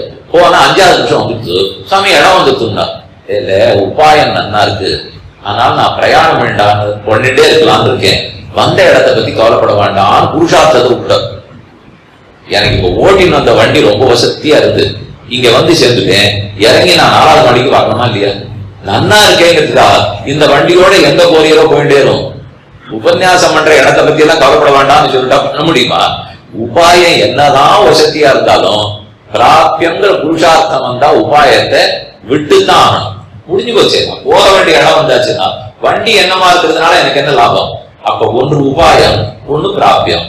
அதுல உபாயம் கர்மயோகம், ஞான யோகம், பக்தி யோகமா இருக்கலாம். அதை கொண்டு பிராபியமான கண்ணன் கைக்கிறத அடைஞ்சுடலாம், முக்தி அடைஞ்சுடலாம். ஒருவேளை இந்த தகுதி எல்லாம் என்கிட்ட இல்லைன்னு சொல்லுவோம். அப்ப வேற உபாயம் ஒண்ணு என்கிட்ட தகுதி இல்லை. இரக்கம்ங்கிற தயை ஒரு உபாயம் போடுது. அவனுடைய தயை தான் உபாயம். தயை இரக்கம், இரக்கமே உபாயங்கிறது தான் சரணாகதி. சரணாகதியில எந்த உபாயம்னு சொல்ல போறோம்? வேற ஒண்ணும் இல்லை, பகவான் தான் உபாயம். பகவான் அவரே வா, அவர் இரக்கம் தான் உபாயம். ஒரு எழுதிங்க, இரக்கம் ஈலதான் ஆரம்பிக்கிறது. இரக்கம் உபாயம். அப்ப புருஷார்த்தம் எது? இனிமை புருஷார்த்தம். எத்தனை அர்ச்சனை பண்ணாலும் நீங்க என்னன்னு சொல்லுவீள்? பகவத் பிரீத்தியர்த்தம், பகவத் கைங்கரியத்துக்காக, அவருடைய பிரீத்திக்காக, அவருடைய முகோல்லாசார்த்தம், பெருமானுடைய முகம் மலர்வதற்காக. இதெல்லாம் இனிமை. அவர் முகம் மலர்ந்தா இனிமை, அவர் திருப்திப்பட்டார்னா இனிமை, அவருக்கு நான் கைகரியம் பண்ணேன்னா சிரிச்சார்னா இனிமை. இதெல்லாம் தான் புருஷார்த்தம். இனிமைங்கிற ஈயன்னாவ பிராபியம் புருஷார்த்தம் கொடுக்கும். இரக்கம்ங்கிற ஈயன்னாவ உபாயம் கொடுக்கும். 2 ஈல சம்பிரதாயமே முடிஞ்சு போச்சு. ஒரு இரக்கம். நான் சொல்றதெல்லாம் ஆங்கில எழுத்து இல்ல, எல்லாம் தமிழ் எழுத்துல சொல்லிட்டு இருக்கேன். ஒரு இல்லைன்னா இப்படி அங்க பார்த்தா ஒருத்தர் தேடுறாரு, இங்க ஈயே காணும், இவர் என்னமோ ஈன்னு சொல்றாருன்னா நான் முதல்ல சொல்லிட்டு இருக்கிறது குறில் ஈ, நெடில் ஈயே இல்ல. நெடில் ஈக்கு ஒரு வேலை இருக்கு. சொல்றேன் எப்ப வேலை இருக்குன்னு. இந்த இரக்கம்ங்கிறது நமக்கு கிடைச்செடுத்துன்னு வச்சுக்கோ, அது குறில் தான் ஈ ஹஸ்வம். இரக்கம்ங்கிற குறில் ஈ கிடைச்சுடுதுனால் அப்புறம் நெடில் ஈ ஈந்தாங்கிற அளவுக்கு. ஈந்தான்னா கொடுப்பார், எதை? மோட்சத்தை ஈந்தான்னு வச்சு. இரக்கம்ங்கிற உபாயம் இருந்ததுனால் ஈகைங்கிறது பெருமாள்கிட்ட வரும். அவர் ஈந்தால், ஈந்தனை ஈயாத இன்னொருள் ராமானுஜமுத்தந்தாயில பாசனம். ஈயாத இன்னொருள், பகவான் கூட எனக்கு அனுகிரகத்தை கொடுக்காத போது பகவத் ராமானுஜர் ஈந்தார், அந்த திருவடிகளை எனக்கு பெற்றுக் கொடுத்தார். ரொம்ப ஆச்சரியமா சாதிக்கிறார். அதனால ஆனா அவனாலே முடிச்சுடுவோம். ஈ புரிஞ்சு போச்சு. இரக்கம் ஈ தெரிஞ்சது. ஈகை அப்படின்னா ஈகைன்னா அவர் தான் கொடுக்க போகிறார். எது புருஷார்த்தம்? இனிமை புருஷார்த்தம். இரக்கத்துல தொடங்கி இனிமேல முடிச்சுட்டால் ரொம்ப சுலபமான சம்பிரதாயம். இதைத்தான் பிரபத்தின்னு சொல்றோம், இதைத்தான் சரணாகதின்னு சொல்றோம். அப்ப அடிப்படையில ஸ்ரீனிவாச பெருமானுடைய தயை எவ்வளவு முக்கியத்துவம் பெறுகிறது. அந்த தயை நம்பித்தான் தான் இருக்கேங்கிற ஆழ்வார் எங்க சொன்னார்?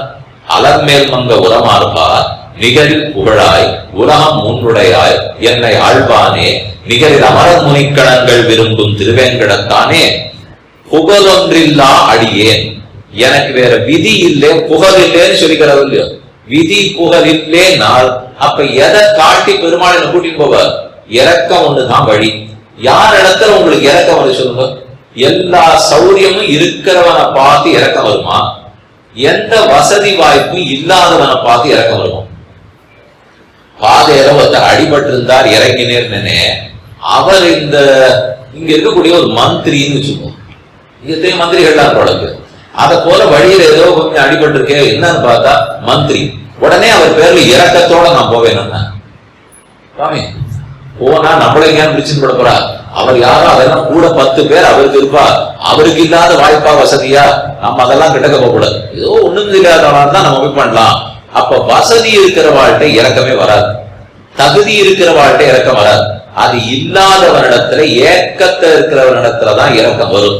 இப்ப சொல்லுங்க, வசிஷ்டர் இடத்துல ஸ்ரீனிவாச பெருமாளுக்கோ ராமனுக்கோ இறக்கம் வருமோ? வராதுன்னு சொல்லணும். நீங்க ஏன் வராதுனால் அவருக்கு என்ன தகுதிக்கு குறைச்சல்? அவருக்கு என்ன கர்மமா ஞானமா பக்தியா என்ன குறைச்சல்? அப்ப யாரிடத்துல நன்னா வரும்?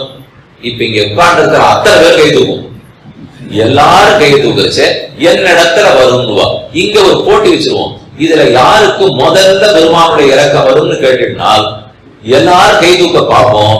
ஆனா அந்த கை தூக்குற தகுதி எதமா இருக்கும்? இருக்கிறதுலயே அதிகம் தீனனா இருக்கணும், இருக்கிறதுலயே பதித்தனா இருக்கணும், இருக்கிறதுலயே கர்மங்கள்ல தவிக்கிறவனா இருக்கணும். அப்ப அவங்கிட்டதான் இறக்கம் முதல்ல வரும். இப்ப 2 விதமா கேள்வி கேட்கிறேன். யாருக்கு இங்க பெருமானுடைய இறக்கம் முதல்ல வேணும்? எல்லாரும் நான் தான் முதல்ல கை தூக்கிற. யார்கிட்ட தெரியுமோ முதல்ல அவர் இறக்கம் வரும்? இங்க இருக்கிறதுலயே பாவி யாரோ அவரிடத்துலதான் அவருடைய இறக்கம் முதல்ல வருமா? இப்ப கை தூக்குவோன்னு தூக்கத்துக்கு தோணுமா? ஆனா அந்த 2த்துக்கும் ஒத்துமை இருக்குன்னு புரியறதுக்காகத்தான் இப்ப சொல்லிட்டு இருக்கேன். அவர் யாரிடத்துல ரொம்பவே இறக்கத்தை காட்டுவார்னால், யாருக்கு கையால் ஆகாதோ, அனன்யகதியாக இருக்கிறானோ, அகிஞ்சனாக இருக்கிறானோ, அப்படிப்பட்டவனிடத்தில் இரக்கத்தை காட்டியே தீருகிறார். இது ஸ்ரீனிவாச பெருமானுக்கே இருக்கக்கூடிய ரொம்ப பெரிய மகாபிரபாவம். இந்த விஷயத்தை புரிய வைக்கிறதுக்கு தான் 108 ஸ்லோகங்கள் சுவாமி வேதாந்த தேசிகன் அனுகிரகித்தார். பிரபத்தியே தங்கிரின் பிராயா ஸ்ரீனிவாச அனுகம்பயா இற்றுசார ஸ்ரவந்தியேக என்மூர்த்தியா சக்கராயுதம். இதான் முதல் ஸ்லோகம். எல்லா ஸ்லோகம் அப்படி சொல்லப்போகுது. அதுக்கெல்லாம் நம்மகிட்ட நேரம் இல்லை. இப்பவே மணி 7:45. நீங்களே பார்க்க ஆரம்பிச்சிருப்பீர்கள். இதை விட பெருமாள் இறக்கமே தேவையில்லையே, உனக்கு இறக்கமே இல்லையா, எத்தனை நாளைக்கு முடிக்கிறதா இருக்கு கேட்கலாமே. நீங்க இது வரைக்கும் கேட்கலன்னு சொன்னா உங்கள்கிட்ட கொஞ்சம் இறக்கம் இருக்கு. நினைச்சதெல்லாம் கேட்டுவிடக்கூடாது. இவரை போய் வந்திருக்கிறவர்கிட்ட இப்படி கேட்கலாமாங்கிறதுக்காக நீங்க இறக்கப்பட்டு கேள்வி கேட்காத இருக்கு. நான் அந்த இறக்கத்தை தவறா பயன்படுத்த மாட்டேன். எவ்வளவு சீக்கிரம் முடிக்கணுமோ அவ்வளவு சீக்கிரம் முடிச்சுடுறேன். அதனால அவர் சொல்ல வந்தது ஸ்ரீனிவாச அனுகம்பையா. அனுகம்பானா என்ன? ஒண்ணு பார்த்துட்டோம். கிருபா, கருணா, காருண்யம், இரக்கம், தயா. அனுகம்பா அனுக்ரோஷம்னு சொன்னேன் இல்லையோ. கம்பனம், கம்ப அப்படின்னா நடுக்கம்னு அர்த்தம். அனுகம்ப ஒருத்தர் நடுங்குவதை பார்த்து நான் நடுங்கு. அகம்பனன்னு ஒருத்தர் தான் தெரியுமா? ராவணனோட கூட இருக்கிறான். அவன் போய் சொல்லித்தான் எல்லா வம்பும் வெடிச்சது. 14,000 ராட்சசர்களையும் ராமன் பண்ணார், முடிச்சிருக்கலாம். அதுல ஒருத்தன் மிச்சம் வச்சார். கண்ணன் இதை தப்ப பண்ணவே மாட்டான். கோகுலத்துக்குள்ள யார் வந்தாலும் ஒருத்தனும் திரும்பி போக மாட்டான். வந்தவன் ஒரு வழிப்பாதை வந்தா வா, யாருமே திரும்பி போக முடியாது, முடிஞ்சு கொடுக்கும். ஆனா ராமன் அப்படி பண்ண மாட்டான். அவர் கருணா காபுசன் வந்து. அதனால யார் வந்தாலும் கொஞ்சம் மிச்சம் வச்சுட்டே இருப்பார். இதுதான் முதல்ல இருந்தே நடக்குது. மாரீச்சன் சுபாகு 2 பேர் வரச்சே, சுபாகுவை கொண்டுட்டு மாரீச்சனை ஓட்டி விட்டா அவன் தான் வினையா வந்து சேர்ந்தான். அன்னைக்கே 12 வயசுக்கு முடிச்சிருந்தா இந்த வம்பு வந்துருக்குமா? அதே போல 2வது இப்ப பார்த்தா 14,000 பேரை கொன்னார். ஒரே ஒருத்தன் மட்டும் மிச்சம் விட்டான். அகம்பனன்னு நேர ராவணன் முன்னாடி போய் நின்னான். ராவணா, உனக்கு ராவனை பத்தி என்னன்னு சொல்றேன். என்னமா சண்டை போட்டான். 14,000 பேரையும் அசகாய சூரனாய் அனபாய சாகசனாய் ஒரு முகூர்த்த காலத்துக்குள்ள முடிச்சுட்டான். நான் ஒருத்தன் தான் தப்பிச்சு வந்தேன். ஆமா, அதை எப்படி கேட்டிருப்போம். இல்லை விட அப்படியா, அந்த ராமன் ஆறு என்ன தோணும் இல்லையோ. ராவனுக்கு அப்படி புத்தியே போகாது. அவன் திருப்பி கேட்கிறான், 14,000 பேரும் போயிருக்கிறச்சே நீ மட்டும் எப்படி வந்தேன்? இதுதான் அவனுடைய புத்தி. அதுவா அந்த மூலையில ஒரு புடவை கடந்தது, அதை எடுத்து சுத்தின்றேன், ராமன் இந்த பெண்ணு நினைச்சு கொல்லாம விட்டுட்டான், அதனால ஓடி வந்தேன். அவனுக்கு அவ அப்பா அம்மா பேர் வச்ச அகம்பனன்னு பேர் வச்சிருக்கா. அப்படின்னா நடுக்கம் இல்லாதவன் அர்த்தம். கம்பனா நடுக்கம், அகம்பனன் நடுக்கம் இல்லாதவர். என்ன நடுக்கிற? ராவணனுக்கு முன்னாடி நின்று நடுக்கம் இல்லாம ராமபிரபாவத்தை பேசிட்டு இருக்கானே. ராமன் எப்படிப்பட்டவன் பேச தோடுமா? அவன் கத்தி எடுத்தான்னா தலைப்படும். அதனால நம்ம பேசவே மாட்டோம், பயந்துபடுவோம். பயம் இல்லாத பேசினான். அவன் இத்தனை வயசு கழிச்சு பயம் இல்லாத பேச போறான்னு பிறக்கச்சே அவன் மாதா பிதாவுக்கு தெரிஞ்சது போடுது. அதனாலதான் அகம்பனன்னு அப்பவே பேர் வச்சுட்டா. இது கம்பனம், நடுக்கம். அணுகம்பானால் ஒருத்த நடுக்கிறார், குளிர்ல நடுங்கட்டும், பயத்துல நடந்துட்டோம், என்ன நடக்குமோங்கிறதுனால ஒரு பெசையது, உள்ளம் பெசையது, அதுக்காக நடுங்கட்டும். அந்த நடுக்கத்தை பார்த்து நான் நடுங்கிறேனால் அது தயனுடைய ஒரு வகை தானே. அவர் நடுக்கிறார், அதை பார்த்து நான் நடுக்கிறேன். அது நம்ம நிறைய பேர் பண்ணுவோம். இன்னொருத்தர் பயப்படுறாருனால் ஓடி போய் உதவுவோம் இல்லை, அவர் பயத்தை கண்டு இவர் பயப்பட போக இவரை தேர்ந்ததுக்கு அரமணி ஆயிடும். அவன் நீர்தான் வந்து ஏதோ ஒத்தாசை பண்ணுவீன்னு பார்த்தா அவரே பயப்படுறாரு, அவரையே சமாதானப்படுத்திடலாம் போட்டு உங்களை எழுப்ப முடியலையே, இவன் மயக்கமா விழுந்துருவா. அவன் கூட்டுட்டே போகக்கூடாது வளரியா, ஏதாவது ஒண்ணு ஒருத்தர் கட்டமா இருக்கு உதவு வாங்கன்னு சொன்னா அதுக்கு முன்னாடி இவர்கள் விழுந்துட்டான்னா அது இல்ல அனுகம்பா. அனுகம்பானா அவன் நடுக்கிறத பார்த்து நடுங்கி உதவத்துக்கு போனோம், போனாத்தான் அனுகம்பானுவா. அனுக்குரோஷம், ஒருத்தர் துன்பப்படுகிறார், அவர் படுகிற துன்பத்தை கண்டு நான் துன்பப்படுறேன், அதுக்கு அனுக்குரோஷம். கிருபா, காருண்யம், கருணா, தயா, இது எல்லாத்துக்கும் ஒரே மாதிரி பொருள் தான். புராண ஸ்லோகம். லக்ஷ்மியா சக ரிஷிகேஷா தேவ்யா காருண்ய ரூபயா ரக்ஷக சர்வசித்தாந்தே வேதாந்தே பிச்ச கீயதே. லக்ஷ்மியா சக ரிஷிகேஷா தேவ்யா காருண்ய ரூபயா, கருணையே உருவான மகாலட்சுமியோடு கூட பெருமான் எப்போதும் எழுந்தருளி இருக்கிறார். அப்ப காருண்ய ரூபான்னு சொன்னால் கருணையே உருவானவள்னு ஒரு அர்த்தம். இன்னொரு பொருள், பெருமானிடத்தில் கருணையை கிளப்பி விடுபவள்னு ஒரு அர்த்தம். காருண்யம் ரூபயதீதின்னு சொல்வார்கள். காருண்யத்தை அவனிடத்துல கிளப்பி விடுறவள் அவள். அத போல இப்ப தயாதேவியை பத்தி பாசனம் பாட போகிறார். ஸ்ரீனிவாச அனுகம்பையா, அனுகம்பாங்கிறதான் தய. நாம படுற துன்பத்தை கண்டு ஸ்ரீனிவாச பெருமான் நடுகிறார். பிரபத்தியே தம் கிரி பிராயா, கிரிங்கிறது 7 மலையை சொல்லும். பிரபத்தியே பிரபதனம் பண்ணுகிறேன், வணங்குகிறேன். முதல்ல அந்த பெரிய மலையை வணங்குகிறேன். ஸ்ரீனிவாச பெருமாள்ங்கிறது முதல்னு வச்சுக்கணும். அவருடைய கருணைங்கிறது தயாங்கிறத 2ன்னு வச்சுக்கணும். மலை 7 மலைங்கிறது 3ன்னு வச்சுக்கணும். இந்த 3ஐயும் 3ஆ பிரிச்சு பார்ப்போம். ஸ்ரீனிவாச பெருமாள், அடுத்தது அவருடைய கருணை தயை, அடுத்தது மலை 7 மலை. இந்த 3 என்ன தெரியுமோ? ஒண்ணு கரும்பு. ஸ்ரீனிவாச பெருமாள் தான் கரும்பு. கரும்பை எப்படி சாப்பிடணும்? முதல்ல பொங்கல் பண்டிகை வந்ததுன்னா தான் கரும்பே சாப்பிடணும். இல்லைன்னா மற்ற சமயத்துல ரொம்ப ஒன்றும் பழக்கம் இல்லாத போச்சு. கரும்பை ரொம்ப ஆச்சார அனுஷ்டானத்தோடு கத்தி எடுத்து திருத்தி சின்ன சின்ன துண்டா போட்டு வாய் அண்ணாந்து இப்படி தூக்கி போட்டுலாம் சாப்பிட்டுட்டா ஒரு பிரயோஜனம் இல்லை. அது கரும்பை சாப்பிடவே வேண்டாம். இதெல்லாம் ஏதோ உட்கார்ந்து இருக்கச்சே காய்கறியை முதல்வானா இப்படி சாப்பிட்டு இருக்கலாமே தவிர, கருப்புன்னு சொன்னாலே கையில எடுத்துக்கணும், பல்லுல வைக்கணும், ஒரு இழுக்கணும். ஆமி அதெல்லாம் பண்ண எச்சல் இல்லையானால் எச்சல் கையலம்புற இடத்துல நின்று பண்ணுங்கடா. யார் பண்ணாமா எச்சல் வாண்டாலும் நீங்க சொல்ல வரல. கண்டிப்பா ஆச்சாரத்தை பாதுகாத்தாகணும், கையலம்பித்தான் ஆகணும். அதுக்குன்னு சாப்பிட வேண்டதுக்கு ரசிச்சுதான் சாப்பிடணும். நம்ம நித்தியப்படி சாப்பாடு சாப்பிடுறோம், எச்சம் பண்ணாதே சாப்பிடுறோம், பண்ணித்தானே ஆகணும். ஏதோ மற்றபடிக்கு பால் சாப்பிடறாரு, மோர் சாப்பிடறாருன்னா தூக்கி சாப்பிடுன்னு சொல்லுவோம். அதைத்தான் சொல்ல முடியுமே தவிர இலையில இருந்து தூக்கி சாப்பிடுதான். இவ்வளவுதான் சக்தி எல்லாம் எனக்கு இல்லை. ஏதோ சாப்பிட்டு கையலம்பிக்கிறேன்னு சொல்லிட்டு எழுந்து வந்துட மாட்டோமா? அதே போல கரும்பு, கரும்பு நல்லா கெட்டியா இருக்கு, ரொம்ப நல்லா இருக்கு. ஆனால் என் பல்லெல்லாம் சுமார் இருந்தா எப்படி கரும்பு சாப்பிடும்? பல்லு நல்லா இருக்கு, 32க்கு பதில் 102 சேர்த்து இருந்ததுனால் நல்லா இருக்கும். அப்ப கரும்பை நல்லா சாப்பிட முடியும். இல்ல இல்ல அவ்வளவுலாம் எனக்கு சக்தி இல்லை, வயசு 75, கரும்பெல்லாம் சாப்பிட்டா இருக்கிற 4 பல்லு இருக்காது, முடியாதுன்னு சொல்லிட்டான். அப்போ ஒண்ணு செய்யுது, கரும்பு சார நல்லா பிழிஞ்சு தரேன், அதை ஒரு பாத்திரத்துல கொடுக்குறேன். இப்ப பல்ல பத்தி கவலை இல்லையே. ஆமாமா கொடு, அதை நல்லா சாப்பிடுவேன், வாங்கினால் சாப்பிட்டா. ஆனா சாறு பிழிஞ்சு வச்சா எத்தனை நாளைக்கு நல்லா இருக்கும்? ஒரு நாளைக்கு இருக்கும், 2 நாளைக்கு இருக்கும், 3 நாளைக்கு இருக்கும். மொக்க ஆரம்பிச்சிடும், அப்புறம் நல்லா இருக்காது இல்லையா? அப்ப நான் ஒரு வழி செய்யறேன் சார், உனக்கு எப்பவும் அனுபவிக்கணும்னு ஆசையா இருக்கா? கரும்பு சாற்றையே காய்ச்சி கடாயில போட்டு நல்லா கிளறி கல்கண்டா மாத்திடுவோம். மாத்திட்டா சாருக்கு இருக்கிற கட்டம் கூட இல்லையே, வீணாவே போறது இல்லையா. அப்ப ஒன்று கரும்பு, அடுத்தது கரும்பு சாறு, அடுத்தது கல்கண்டு. இந்த மூணு எல்லாம் வச்சுக்கோ, இப்படி வேணா வச்சுக்கோ. இந்த மூணுமா அதே போல முதல்ல சீனிவாச பெருமாள், இரண்டாவது அவர் தயை, மூணாவது மலை. சீனிவாச பெருமாள் கரும்பை போலே கஷ்டப்பட்டு தான் ஏறணும், கஷ்டப்பட்டு தான் சேவிக்கணும், ஜரகண்டியை தாண்டி தான் சேவிக்கணும். சிரமப்பட்டா தான் கிடைக்கும். வருஷத்துக்கு ஒரு தரம் போயிட்டு வர்றதுக்குள்ளேயே அது என்ன சேவை, 300 ரூபாய் சேவையா 500 ரூபாய் சேவையா, 6 மாசம் கழிச்சு தான் வரணும்னு சொல்றா. மலையில நிற்கவே கூடாதுங்கிறா. சனி ஞாயிறு போயிட்டு வரணும், 28 மணி நேரத்துக்கு தயாராக இருங்கள், இப்படி வேற செய்தி ஓடிட்டே இருக்கு. அதனால அவர் கரும்பு மாட்டேங்க சுவாமி, 80 அதெல்லாம் தாக்காது, இவ்வளவு நம்மால முடியாதுன்னு அப்ப கவலைப்பட வேண்டாம். சீனிவாச பெருமாளுடைய தயை இருக்கே, அது எந்த அது ஓடி வந்துடும் இல்லையா. எப்ப தயைன்னு எடுத்தோ கருப்பை சாறு பிடிக்குது, அப்ப சீனிவாச பெருமாளை சாரா பிடிச்சிடுவோம், அவரையே சாறு பிடிவோம். சீனிவாசனை சாறு பிடிந்தால் அதுதான் அவருடைய தயை. அது கொண்டு கட்டமெல்லாம் பட வேண்டாம், அது ஓடி வரும். நான் இருக்கிற இடத்துக்கு வரும், நான் அவரை தேடிட்டு போக வேண்டாம், அது நான் இருக்கிற இடத்துக்கு வரும். ஆனாலும் அந்த தயை சாருன்னு சொன்னா ரொம்ப நாள் தங்காது, இப்ப ஓடி வரும், இப்ப நல்லா இருக்கும். அதை அப்படியே கெட்டிப்படுத்தி கல்கண்டா இருக்கிறது தான் 7 மலை.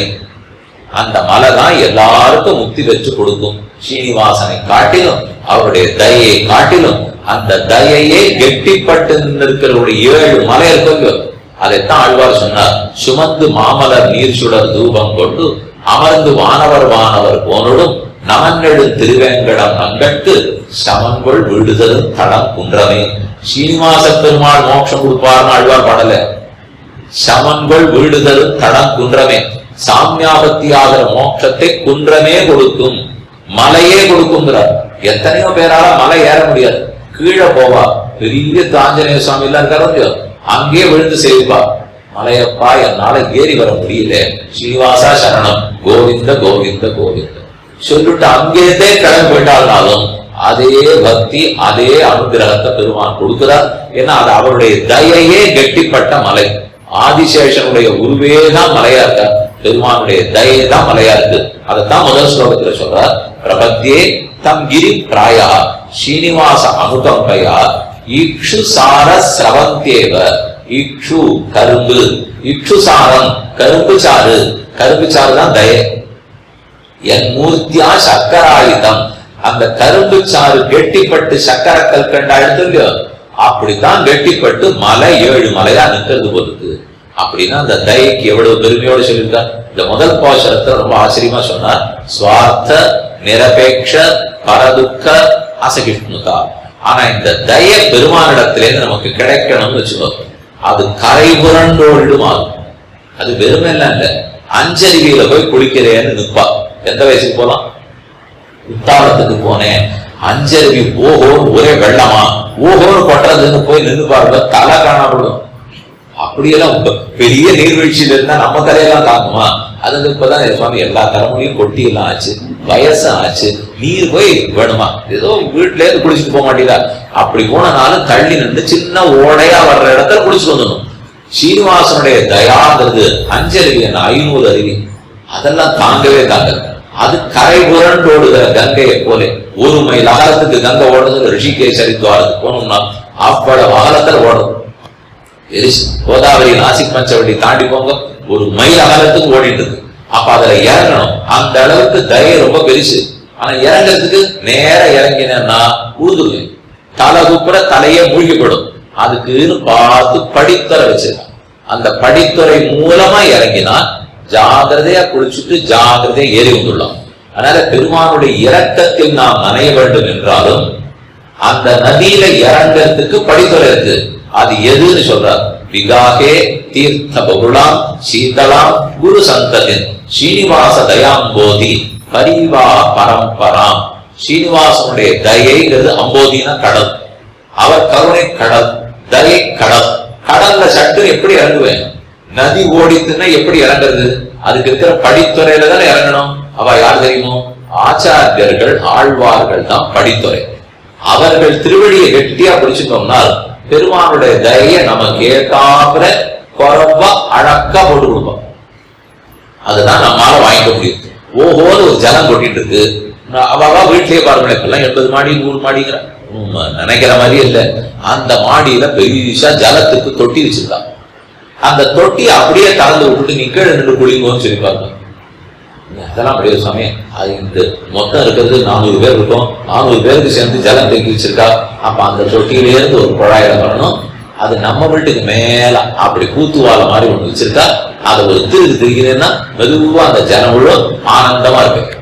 திடீர்னு அது நின்று போனாலும் ஆபத்து, திடீர்னு அது உடஞ்சிட்டு மேல இருக்கிற தொட்டி தலையில ஒட்டினாலும் ஆபத்து. ரெண்டும் முடியாது. அதை போலத்தான் சீனிவாசனுடைய தயை. அந்த தய நேரெல்லாம் நம்ம வாங்க முடியாது. விகாகே தீர்த்த பகுலாம் சீதலாம் குரு சந்ததி. பெருமாளுடைய தயை எத்தனைதான் இருந்தாலும் அந்த தயைக்கு கூடவே அவரிடத்துல இன்னொரு குணம் இருக்கு. அதை கண்டா எனக்கு அச்சமா இருக்கு. எத்தனை அவரிடத்துல தயை இருந்தாலும் கூடவே சுவாதந்திரியம்னு ஒரு குணம் இருக்கு. அவர் சுதந்திர கேள்வி கேட்கிற ஆள் கிடையாது. யாரும் அவரை கேட்க முடியாது. அப்படிதான் இருக்காம சுவாமி. எல்லாரும் சட்டத்துக்கு உட்பட்டவர்களாக இருக்க வேண்டாம். இதுதான் நம்ம முட்டாள்தனமா கேட்கிற அடுத்த கேள்வி. எல்லாரும் சட்டத்துக்கு உட்பட்டு இருக்கணும். ராமனா இருந்தாலும் சட்டத்துக்கு உட்பட்டவர் தான். கண்ணனா இருந்தாலும் தான் நிச்சயமா இல்லை. இது யாராலும் உங்கள்கிட்ட பேச்சு கொடுத்தா கூட பேச்சே கொடுக்காதீங்க, நாங்க ஒத்துக்கலேன்னு சொல்லுவோம். ஒரு நாளும் பகவான் வேத சட்டத்துக்கு உட்பட மாட்டார், தர்மசாஸ்திரத்துக்கு உட்பட மாட்டார். உட்படாம இருக்கிறது தேவை. ஆனா அவர் வாழாட வர்றது என்ன தெரியுமோ கேட்டுட்டே இருப்பார். யாரா நம்ம பாரத பிரதமரா இருந்தா சட்டத்துக்கு உட்பட்டவர் இல்லையா? நீதிபதியாக இருந்தா கூட சட்டத்துக்கு உட்பட்டவர் இல்லையா? நாங்க இப்ப பிரதான மந்திரி நீதிபதி பத்தி பேசலையே, நம்ம பிரம்மத்தை பத்தி தான் பேசிட்டு இருக்கோம். யாராலும் இந்த நாட்டுல இருக்கிறவளை பத்தியா பேசிட்டு இருக்கோம். பிரம்மத்துக்கு சட்டம் கிடையாதுங்கிறார்கள். ஏன் கிடையாதுன்னு சொல்லி ஆகணும் தெரியுமோ? அவரும் கேள்விக்கு பதில் சொல்லித்தான் தன் காரியங்களை நடத்தணும்னு ஆரம்பிச்சுட்டால் இந்த நிர்பந்தம் இருக்குன்னு வச்சுக்கோம். அவருக்கு தர்மசாஸ்திரம் இருக்கு, கௌதம தர்மசாஸ்திரத்துக்கு படிதான் நடக்கணும். போதாயனர் சொல்லப்படித்தான் பிரம்மன் நடக்கணும், ஆஸ்வலாயனர் சொன்னபடித்தான் பிரம்மன் நடக்கணும்னு சொல்லிவிட்டான்னு வச்சுக்கோ. என்ன ஆகும்? அவர்கள்லாம் எனக்கு உங்களுக்கு மோட்சம் கொடுக்கணும்னு எழுத மாட்டார். நான் என்னென்னமோ தப்பு பண்ணிட்டு உட்காந்துருக்கேனே, என்ன மோட்சத்துக்கு அழைச்சு போச்சு போதாயனர் கௌதமரை ஆட்சேபிச்சுருவான். இவனுக்கு ஒரு தகுதி இல்லை, நீ எப்படி இரக்கத்தை காட்டி கூட்டின்னு போறேன்னுவா. இரக்கத்தை காட்டணும்னாலே கூடவே அவர்கிட்ட ஒண்ணு இருக்கணும், கேள்வி கேட்க ஆள் இல்லைங்கிற குணம் இருக்கணும். அப்பதான் யார்கிட்ட வேணும்னாலும் இரக்கத்தை காட்ட முடியும். இல்லைன்னால் அந்த இரக்கமும் 4 பேருக்கு பதில் சொல்லிட்டு நான் காட்டணும்னா என்ன லாபம்? அது பிரயோஜனப்படாது. அந்த சுவாதந்திரம் அவர்கிட்ட இருந்துதான் ஆகணும். ஆனா ஆபத்தே அதே சுவாதந்திரம் தான். எந்த இரக்கம் சுவாதந்திரம் இருந்தா தான் பயன் தரும்னு சொன்னேனோ அதே சுவாதந்திரத்தை கண்டு இது என்ன சுட்டுடுதுன்னா, ஒரு நிமிஷம் இரக்கம் ஒரு நூல் ஜாஸ்தியா இருந்ததுன்னா நான் தப்பிச்சேன். அதே ஒரு நூல் அவர் சுவாதந்திரம் கூட போயிடுதுன்னு வச்சுக்கோ, ஆட்ட இறக்கத்தை நாளை காட்டுறேன், பண்ண தப்பு இன்னைக்கு தண்டனை வாங்குன்னு. அவ்வளவுதான். எனக்கு போகிற போக்கடமே தெரியாது இல்லையோ. இந்த ரெண்டுத்துக்கு நடுவுல சிக்கல் தான் எனக்கு பயம். அதனால ஒண்ணு தோணித்து, எனக்கு சுவாதந்திரமும் அவர்கிட்ட இருக்கணும், இரக்கமும் இருக்கணும். ஆனா எப்பவுமே சுவாதந்திரம் ஒரு மட்டும் குறைவா இருக்கணும், எப்பவுமே இரக்கம் ஒரு மட்டும் கூட இருக்கணும். இதுக்கு வேற யாரானு ஏதாவது பண்ணி கொடுத்தா தேவையில்ல சுவாமி. ஏன்னு சொல்றேன், மின்சாரம் இங்க எல்லா இடத்துலயும் ஓடிட்டு இருக்கு. மின்சாரம் இருந்தா தான் இந்த விளக்கு எரியும், அப்பதான் எரியும். ஆனா மின்சாரத்தை கையால தொட்டா என்ன ஆகும்? பிராணம் போடும், நிற்காது. சரி சுவாமி, அப்பதான் மின்சாரமே வேண்டாம். அப்ப விளக்கு கிடைக்காது. விளக்கும் வேணும், மின்சாரமும் வேணும், அடங்கின மின்சாரமா வேணும். இப்படி உண்டா? அடங்கின மின்சாரம் அடங்காத மின்சாரம் எல்லாம் உண்டானா? உண்டே.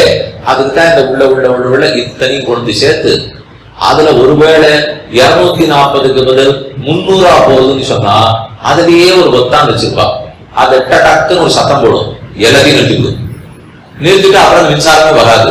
அதுக்கப்புறம் நான் போய் திரும்ப தூக்கி விடணும். தூக்கி விட்டா திரும்ப எல்லாம் வந்துடும் இல்லையா? அவன் இந்த மாதிரி மின்சாரம் தான் எனக்கு வேணும் சுவாமி. அது வேணும், அதனால விளக்கெரியணும். ஆனா எனக்கு ஆபத்தில்லாத மின்சாரமா இருக்கணும்னால் அப்ப இத போல ஜாகிரதைகள் எல்லாம் போட்டுதான் ஆகணும். அத போல சீனிவாச பெருமானுடைய தயையும் வேணும். சுவாதந்திரம் இருந்தா தான் தயை பயன்படும். ஆனா அந்த சுவாதந்திரம் எனக்கு தண்டனை கொடுக்காமல் இருக்கணும். இதுக்கு என்ன வழினால், பரதந்திரர்களான ஆச்சாரியர்கள் மூலம் இறங்கிறது ஒண்ணுதான் வழி.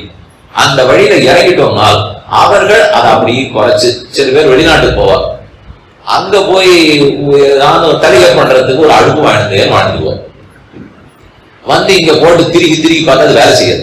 இது ஏனோ செய்ய மாட்டேங்குது சுவாமி. அது 140, நீர் 240 தான் நம்ம நாட்டுல இருக்கு. நீர் அங்கேயிருந்து மெனக்கட்டு காசை கொடுத்து தூக்கி வேற வந்திருக்கு. அது வந்தா அது 140. ஒண்ணு கவலைப்பட வேண்டாம், அந்த கடைக்கு போங்க. போனா இப்படி வெள்ளையா ஒண்ணு தருவோம், அதுல போடுங்க. 140 240 ஆகும், 240 140 ஆகும். உங்க சௌரியத்துக்கு நீங்க தன்னா தடை பண்ணிக்கலாம். அதான் ஆச்சாரியர்கள் பண்றது. அவ பண்றது அந்த பெருமானுடைய தய சுவாதந்திரத்தோடு இருக்கும். எனக்கு பயன் தராது. அந்த சுவாதந்திரத்தை விலைக்கு நல்ல மின்சாரமா அதுக்கு சுத்தமான தய என்கிட்ட கொடுக்கிறார்கள். அப்ப அவர்களுடைய தயை எதிர்பார்த்தாகணும். பகவானுடைய தயாலதான் எனக்கு எல்லா நன்மையும் நடக்கும். ஆனா அந்த தயை நேரே பெறுவது முடியாது. ஆச்சாரியர்களுடைய தய, பரம பாகவதர்களுடைய தயை முன்னிட்டு கொண்டுதான் பெற்றாக வேண்டும். அதனாலதான் விபீஷன் இத்தனை தூரம் பறந்து வந்தாங்க. அவன் என்ன கிட்டக்கே வந்தான், லங்கையில இருந்து திருப்புல்லாணி ராமேஸ்வர கரை அளவு வந்தாச்சு. அத்தனை தூரம் வந்தவன் அங்கிருந்து 100 அடி தூரத்துல ராமன் உட்காந்துருக்கான். அப்படியே போய் ராமாசரணம்னு சொல்லிருக்கலாம் இல்லையோ, போலையே வந்து சுக்ரீவன் முதலான எல்லா இடத்திலையும் நின்று நிவேதகதமாம் க்ஷிப்ரம் விபீஷணம் உபஸ்திதம் சர்வலோக சரண்யாய ராகவாய மகாத்மனேன்னு சுக்ரீவன் முதலான எல்லா இடத்தையும் சரணாதி பண்றான். ஏனால் பாகவதோத்தமர்களை முன்னிட்டு கொண்டுதான் பெருமானை பற்றி ஆகட்டும். நேர போயிருக்கலாம், ராமனிடத்துல போவாரானா போக மாட்டார். இவர்களை முன்னிட்டு கொண்டு பற்றித்தான் ராமனிடத்துல சென்றார். ஆக தயை நேரே நமக்கு கிடைக்காது, ஆச்சாரியர்கள் மூலம்தான் கிடைக்கும்னு ரெண்டாவது போய். முதல்ல தயைன்னா என்னன்னு சொல்லிட்டு அந்த தயையை பெறுவதற்கு வழிமுறைகள் இருக்கின்றன. அதை நேர போகக்கூடாதுங்கிறது ரெண்டாவது விஷயம். அதுக்கப்புறம் அடுத்தது பார்ப்போம். கமப்பிரவதின் வந்தே கருணா வருணாலயம் ரிஷசைல தடஸ்தானம் ஸ்வயம் வெத்தி முபாகதம். ரிஷசைல தடஸ்தானம் திருமலைக்கு பக்கத்தில் நின்று இருக்கிற எல்லாருக்கும் ஸ்வயம் வெக்த கஷேத்திரமான திருமலையிலே நின்று கொண்டிருக்கிறார். மொத்தம் 8 கஷேத்திரங்கள், ஸ்வயம் வெக்த கஷேத்திரங்கள். வடக்கையே 4, நைமிசாரண்யம் புஷ்கரம், இந்த 2 ஸ்வயம் வெக்த கஷேத்திரம். பத்ரிகாசிரமம் சாலகிராமம் 2 2 4, நம்ம பக்கத்துல 4. தோத்தாத்ரி வானமாமல பெருமாள், ஸ்ரீரங்கம் சேனிச்சிருக்கிற பெருமாள், திருவேங்கடமுடையான் நின்ன திருக்கோலத்தில் இருக்கிற பெருமாள், நடுவுல ஸ்ரீமுஷ்டம் வராக பெருமாள். இந்த 8 பேர், மேல 4 பேர், கீழே 4 பேர். அதுல திருவேங்கடமுடையான் ஸ்வயம் வெக்தமா இருக்காருங்கிறோம். அதை சொல்றதுல ஒரு முக்கியமான கருத்து இருக்கு. பெருமான் ஸ்வயம் வெக்தமாக இல்லாமல் ஒருத்தர் மூலம் எழுந்துருள பண்ணப்படுகிறார்னு வச்சுக்கோம். அப்ப அவர் கை நயத்தை பொறுத்துத்தானே தையும் தானா உருவாக்குறா இருந்தால் அந்த கை நயத்தையும் பொறுக்காம தங்கிட்டே தயை இருக்குமா இல்லையா? அதனாலதான் அவர் சுயம் வெக்தமா இருக்கிறார்கள். கனவதிம் வந்தே அனவதீன அளவிட முடியாததான அப்படிப்பட்ட கருணா வருணாலயம். அவருடைய வருணாலயம், வருணாலயம் கடல் அர்த்தம். கருணா வருணாலயம் தான் கருணை கடல். கருணை கடல் தயாம்போதி அவர் மட்டும் இல்லை. யோனித்யம் அச்சுத பதாம்புஜ யுக்ம ருக்ம வியாமோகதஸ்ததிதராணி திருநாயமேனே அஸ்மத்குரோர் பகவதோஸ்ய தயைக சிந்தோஹோ. ராமானுஜஸ்ய சரணோ சரணம் பிரபத்தேன்னு சொல்லணும் இல்லையோ. தயைக சிந்துனால் இத்தனை நாள் பெருமாளை பத்தி பார்த்தது தயா சிந்து, ஆனா உடையவரை பத்தி பார்த்தது தயைக சிந்து. சுவாமி வித்தியாசம், 2 எழுத்து ஜாஸ்தியா சொன்னீர், அவ்வளவுதானே? அவ்வளவுதானே இல்லை. தயா சிந்துங்கிறதுக்கும் தயா ஏக சிந்துங்கிறதுக்கும் வித்தியாசம். அங்க தயா சிந்துன்னு சொன்னா, சிந்துன்னா கடல். கடல் நீர் என்னவா இருக்கும்? உப்பு கலந்து இருக்குமே. ஜலம் நிறைய இருக்கும், ஒரு துளி ஜலம் சாப்பிட முடியாது. ஏன்னா கடல் நீர் உப்பு கலந்து இருக்கும். இதே ஆற்று நீருக்கு வந்தால் அதுல சுத்த ஜலம் மட்டும்தான் இருக்கும், உப்பு கலந்து இருக்காது இல்லையா? அதை போல பெருமானுடைய தயைன்னு எடுத்திருந்தால் தயா சிந்து, தயாசாகரம். ஆனா உப்பாட்ட கோபம் சுவாதந்திரம் கலந்துதான் இருக்கும். கேள்வி கேட்க ஆள் இருக்காது, கண்டாலே பயம். ஆனா ஆச்சாரியர்களா இருந்தா தயைக சிந்து, சுவாதந்திரம் இல்லாமல் கோபம் இல்லாமல் தண்டிக்கிற பண்பே இல்லாத தயை. அதனாலதான் தயை மட்டுமே இவர்களிடத்திலேங்கிறார். ஸ்லோகத்திலே அப்படித்தானே இருக்கு. இந்த கருணாவருணாலயம்னு அவரை சொல்றார், தயா சிந்துன்னு அவரை சொல்றார். ஆனா ராமானுஜத்தை தயைக சிந்தோங்கிறோம் இல்லையோ. அப்ப தயை மட்டுமே ஆச்சாரியரிடத்தில் இருக்கு. இவர்கள் மூலம்தான் பெருமானை பற்றியாக வேண்டும். அகிஞ்சன நிதிம் சூதிம் அபவர்க்க திரிவர்க்கயோகோ அஞ்சனாத்ரீஸ்வர தயாம் அபிஷ்டௌமி நிரஞ்சனாம். அவர் அஞ்சனாத்ரியில் இருக்கார், என்ன நிரஞ்சனா ஆக்கிடுவார். அப்படின்னா நிரஞ்சனம் கண்ணுக்கு பூசிக்கிற மை. அந்த மைய தொட்டோம்னா அப்படியே தொட்டு தொட்டா ஸ்னேகமா அழகா இருக்கு. அது போலதான் இந்த அஞ்சனாதிரி மலை அகிஞ்சன நிதி. என்கிட்ட கை முதல் இல்லை, நான் அகிஞ்சனம், என் கையில ஒண்ணும் இல்லை. அந்த கை முதல் இல்லாதவர்களுக்கு நிதியாக யாது நிதி சூதின் அபவர்க்க திரிவர்க்கையோ. அபவர்க்கம்னா மோட்சம், அபவர்க்க மோட்சம். திரிவர்க்கம்னா தர்ம அர்த்த காமம். தர்ம அர்த்த காமங்களாகிற மூன்றை கொடுப்பதற்கும் அபவர்க்கமாகிற முக்தியை கொடுப்பதற்கும் ஒரே நிதியாக இருக்கிறார். யாருக்கு? நிதி அற்றவர்களுக்கு. என் கையில நிதி இல்லை என்றால் அப்ப அப்படிப்பட்ட எல்லாருக்கும் அவர் நிதியாக இருக்கிறார். அனுச்சர, இந்த ஸ்லோகம் ரொம்ப முக்கியமான ஸ்லோகம், நல்லா மனசுல வாங்கிக்கோ. அனுச்சர சக்தியாதி குணம் அக்ரேசர போத விரச்சிதாலோகாம் சுவாதீன விஷகிரீஷாம் ஸ்வயம் பிரபூதாம் பிரமாணயாமி. பிரமாணயாமி பிரமாணயாமி தயாம். தயை இப்படி நான் புரிஞ்சுக்கிறேன். தயைங்கிறது சீனிவாச பெருமானிடத்த ஒரு குணம். இதை தவிர அவருக்கு முக்கியமா 6 குணங்கள் இருக்கு. ஞான, பல, ஐஸ்வர்ய, வீரிய, சக்தி, தேஜஸ். இது எல்லாம் இருக்கு. அதுல தயாதேவி நடக்கிறதுக்கு ஆரம்பிப்படும். தயையை உருவப்படுத்திக்கணும். ஒரு தேவியாட்ட உருவப்படுத்தி இந்த மனுஷன் கட்டத்துல இருக்கான், இரக்கத்தோட போய்த்தானே அவனை காப்பாற்றி ஆகணும். அதுக்காக அவன் நடக்க ஆரம்பிக்கிறான். எங்கேயோ புதர்ல விழுந்து தீனமா குரல் கேட்கறது, எங்க சிக்கிட்டு இருக்கானோ, எது அடிச்சுதோ அப்படின்னு நினைச்சு இருட்டுல தேடுறதுக்கு போறாலும் யாரான ஒருத்தர் முன்னாடி பெரிய விளக்கு போட்டு அந்த வெளிச்சத்தை காட்டிட்டு போனா தானே போய் ஒரு ஆளை கண்டுபிடிக்க முடியும். அதற்கு பகவானுடைய 5 குணம் ஒரு பக்கம், ஒரு குணம் இன்னொரு பக்கம். அவருடைய ஞானங்கிற உயர்ந்த அறிவு, அந்த அறிவு விளக்கு பிடிச்சிருந்து முன்னாடி போகணும். கட்டியை சொல்லி கொண்டு முன்னாடி போய் நான் காட்டுறேன், யார் எந்த கட்டத்துல இருக்கான்னு நான் காட்டுறேன் அப்படின்னு முன்னாடி போயிடும். தயை போய் அந்த ஆளை பார்த்துரும். பார்த்த உடனே தெரிஞ்சு போச்சு, இவன் தான் கட்டத்துல இருக்கான், இவனுக்கு நல்லது செய்யணும். உடனே பின்னாடியே 5 குணங்கள் வந்துருக்கு. பலம், ஐஸ்வர்யம், சக்தி, தேஜஸ். இந்த குணங்கள்லாம் பின்னாடி வரும். ஞானம் 1 முன்னாடி போச்சு, அதுதான் விளக்கு பிடிச்சு எந்த கட்டப்படுறவன் இருக்கான்னு காட்டுது. பல, ஐஸ்வர்ய, வீரிய, சக்தி, தேஜஸ். இந்த 5ஐயும் வச்சுட்டுதான் என்னவ காப்பாத்திக்கணும். பலத்தை வச்சுன்னு காப்பாற்றுவார், சக்தியை வச்சுன்னு காப்பாற்றுவார், ஐஸ்வர்யத்தை கொடுத்து காப்பாற்றுவார், தேஜஸோட காப்பாற்றுவார். இதெல்லாம் பின்னாடி வரும். அப்ப தயாதேவியினுடைய வேலை முன்னாடி ஞானம் கைகாட்ட போய் ஆழ அடையாளம் கண்டுண்டு இரக்கத்தை பொழிந்து கஞ்சாலைய அடுத்த 5 பேர் மேல காட்டுப்படும். காட்டுட்டா இவ பாஞ்சு அவனுக்கு பண்ண வேண்டிய நல்லதெல்லாம் பண்ணிடுவார்கள். இப்படித்தான் சீனிவாச பெருமானுடைய எல்லா குணங்களும் தயாதேவியாலே விளக்கம் பெறுகின்றன. இதை விட்டுட்டு ஞானம் நேர போட்டோம், ஆழ அடையாளம் காட்டணும், அடுத்த 5 எப்படி வேலை செய்யலாம் என்னால் நடுவில் இருக்கிற அந்த சுவாமி இல்லாமல், தயாதேவி இல்லாமல் ஞானமும் வழி காட்டாது. இந்த 5 வேலை செய்யாது. அப்படியா? ஏன் இருந்தா போராடாமல் அதே மின்சாரத்தை பாருங்க, ஓடிட்டே இருக்கு.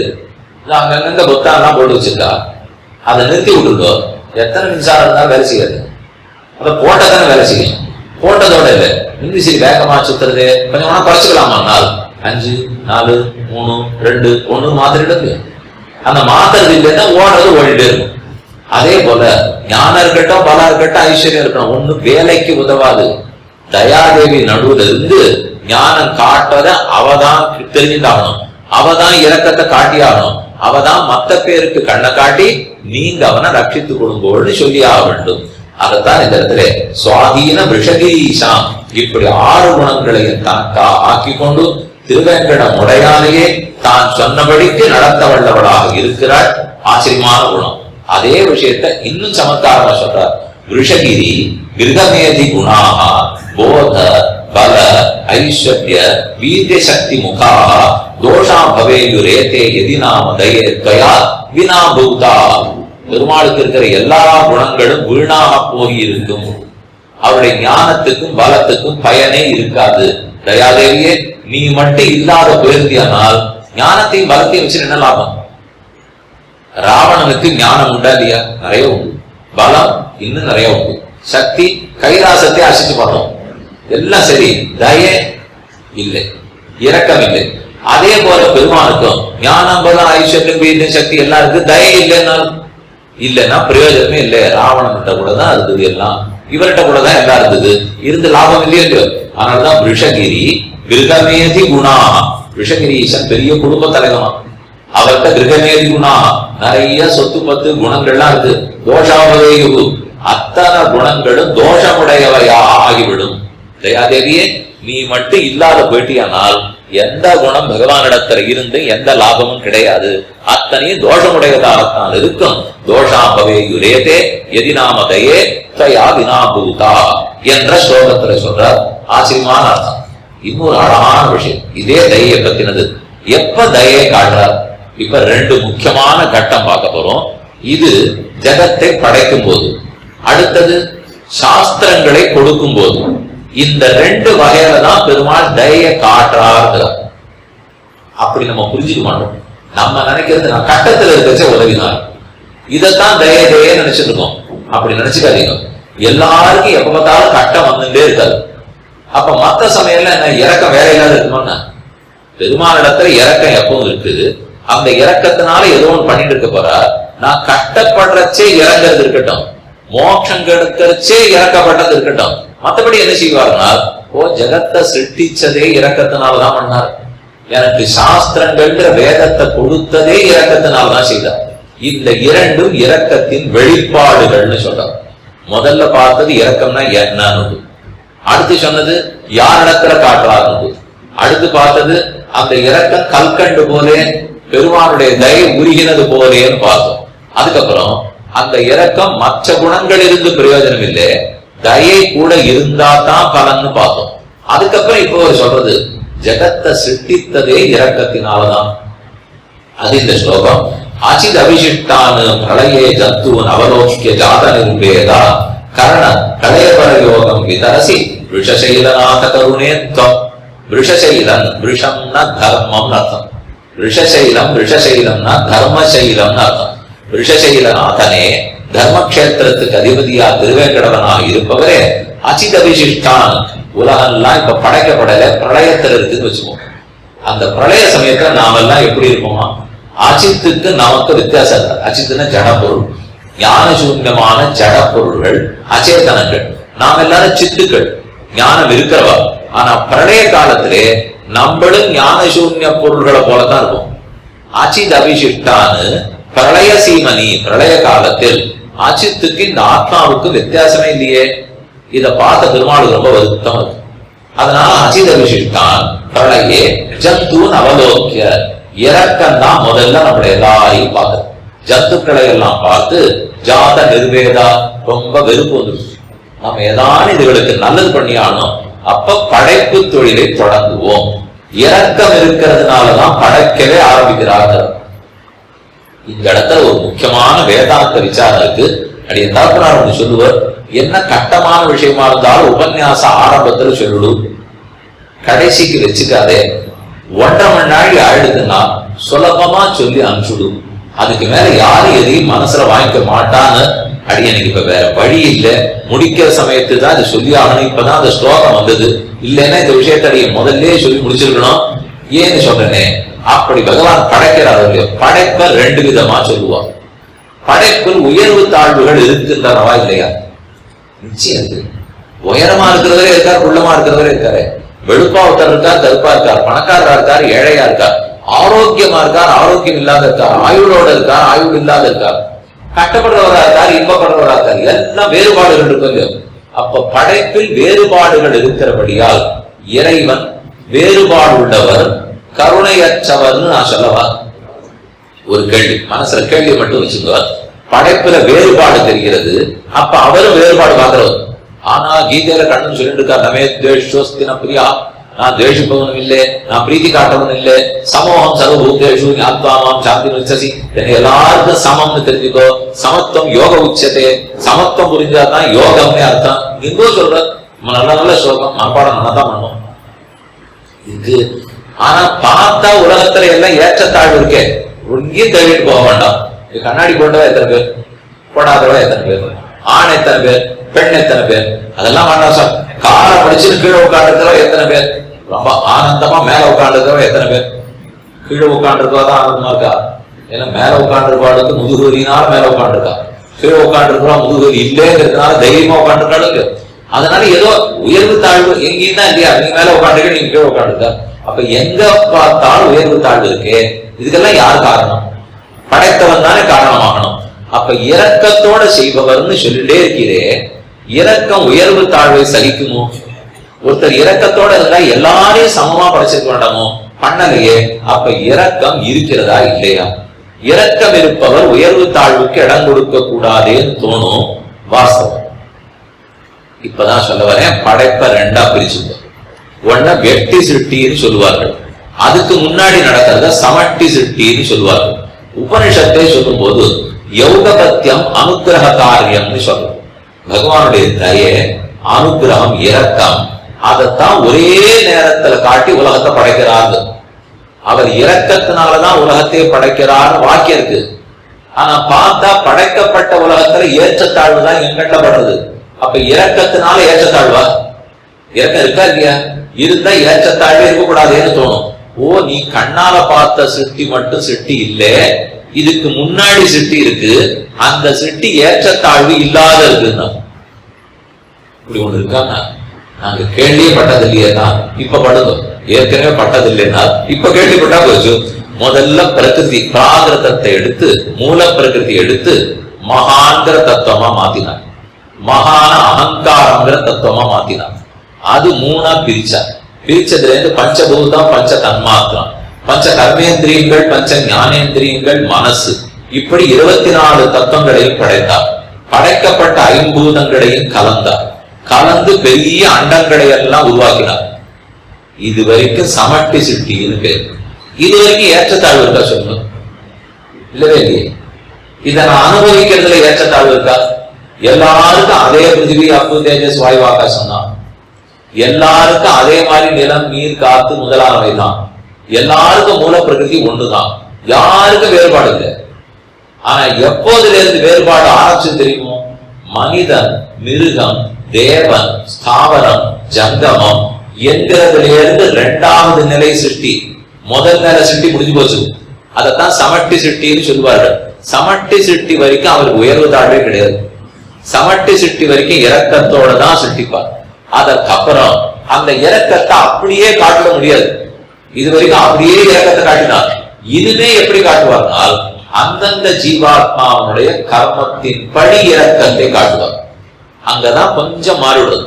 இந்த ஜீவர்களுக்கெல்லாம் இப்ப உடம்பு கொடுத்தாகணும் இல்லையோ, உடம்பு கொடுக்கணுங்கிறதுக்காக பண்ணப்பட்ட மூலப்பொருள்கள் தான் இத்தனையும். இத்தனை நாள் பண்ண சேவும் யோகவத்தியம் அனுகிரக காரியம். அனுகிரகத்தால இரக்கத்தால சிட்டித்தார். இனிமேல் இரக்கத்தாலேயே பண்ணாருன்னு வச்சுக்கோ. மறுபடியும் நம்ம கர்மங்களை பத்தி எல்லாம் கவலைப்படாமல் எல்லாரையும் சமமாவே சிருஷ்டிச்சுட்டாருன்னு வச்சுக்கோமே. அப்ப என்ன ஆயிடும்? பெரிய ஆபத்து வரும். இந்த பள்ளிக்கூடத்திலேயே கொஞ்சம் கேட்பாருங்க. நல்லா படிக்கிற பிள்ளைகளா 10 பேர் இருப்பான். அவன் அப்படி முன்னாடி உட்காந்து வாத்தியார் கேட்கற கேள்விக்கெல்லாம் சடக்கு சடக்குன்னு பதில் சொல்லிட்டு ஒரு பரிசு கோப்பை வாங்கணும்னா 10 கோப்பையை ஒரே ஒண்ணு வாங்கிட்டு போடும். இந்த மாதிரி சில பேர் இருப்பான். நம்ம ஆண்டு இருக்கிறவர்கள் ரொம்ப நாளா பின்னாடி உட்காந்து பழகிட்டு அதை போல பின்னாடியே உட்காந்துருப்போம். எதை கேட்டாலும் சரி, நான் வாத்தியாருக்கு தெரியும் அது போறாதான். எனக்கு தெரிஞ்சு நான் என்ன பண்ண போறேன், அவருக்கு தெரிஞ்சிருந்தா போறாதா? வாத்தியார் பார்த்து பொறுமையா சொல்லி கொடுத்தா ஒண்ணும் கேட்கறதா தெரியல. எழுவாய்னா வகுப்பை விட்டு எழுந்திருந்தார். பிள்ளை ஏதோ எழுவாய் பயனிலை செய்யப்படும் ஒரு சொல்லப்பட்டு வராபட்டு எழுவாய்னா நான் ஏன் எழுந்திருக்கணும்னா அவர் பயன் இல்லைன்னா.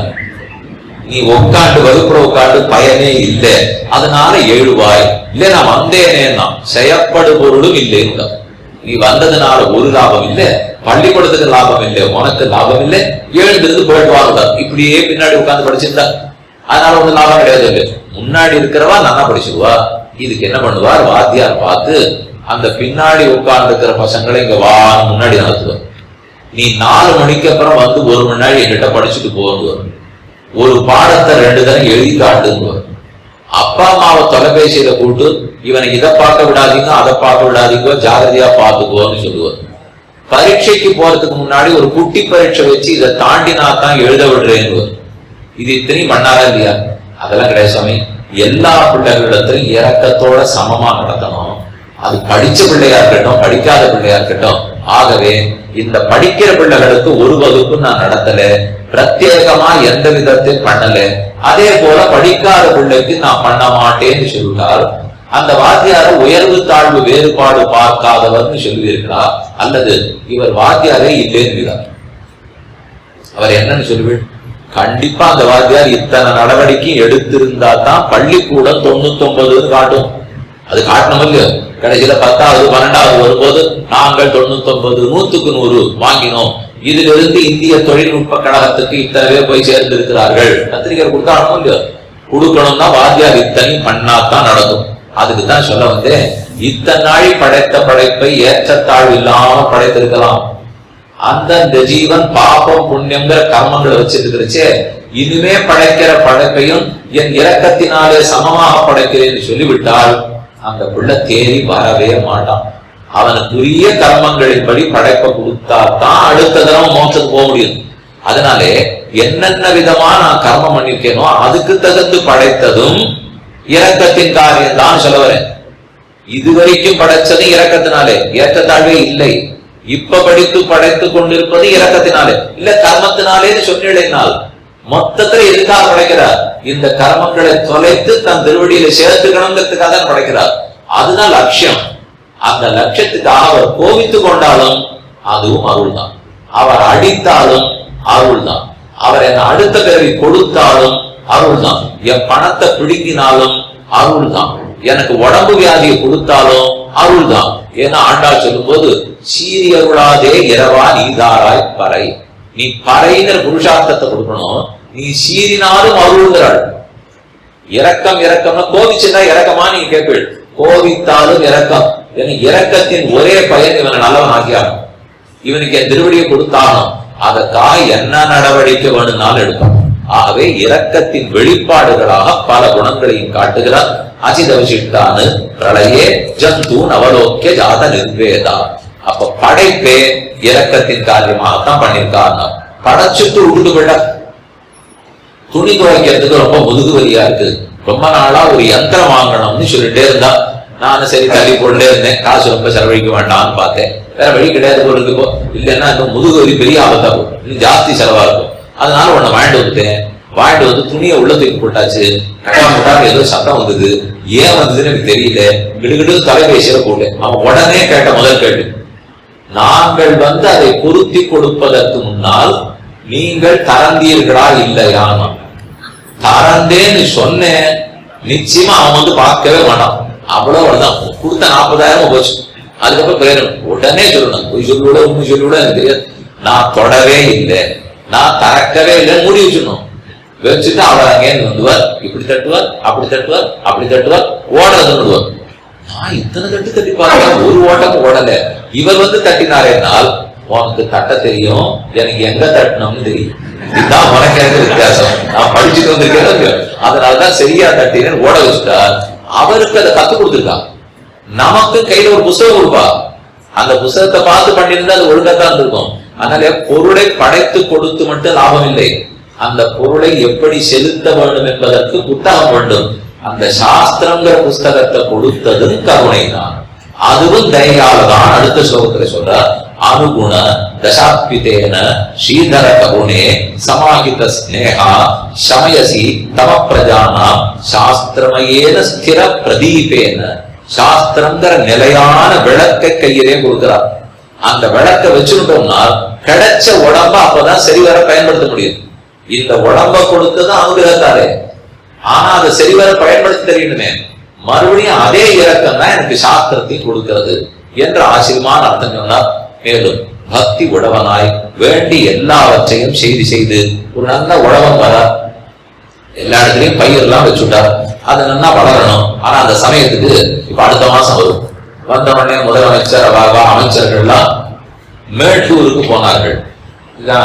பத்திரிகையில் வந்து பார்த்திருப்பேன். உடனே 2 குப்பத்தை எடுத்து போடுவா.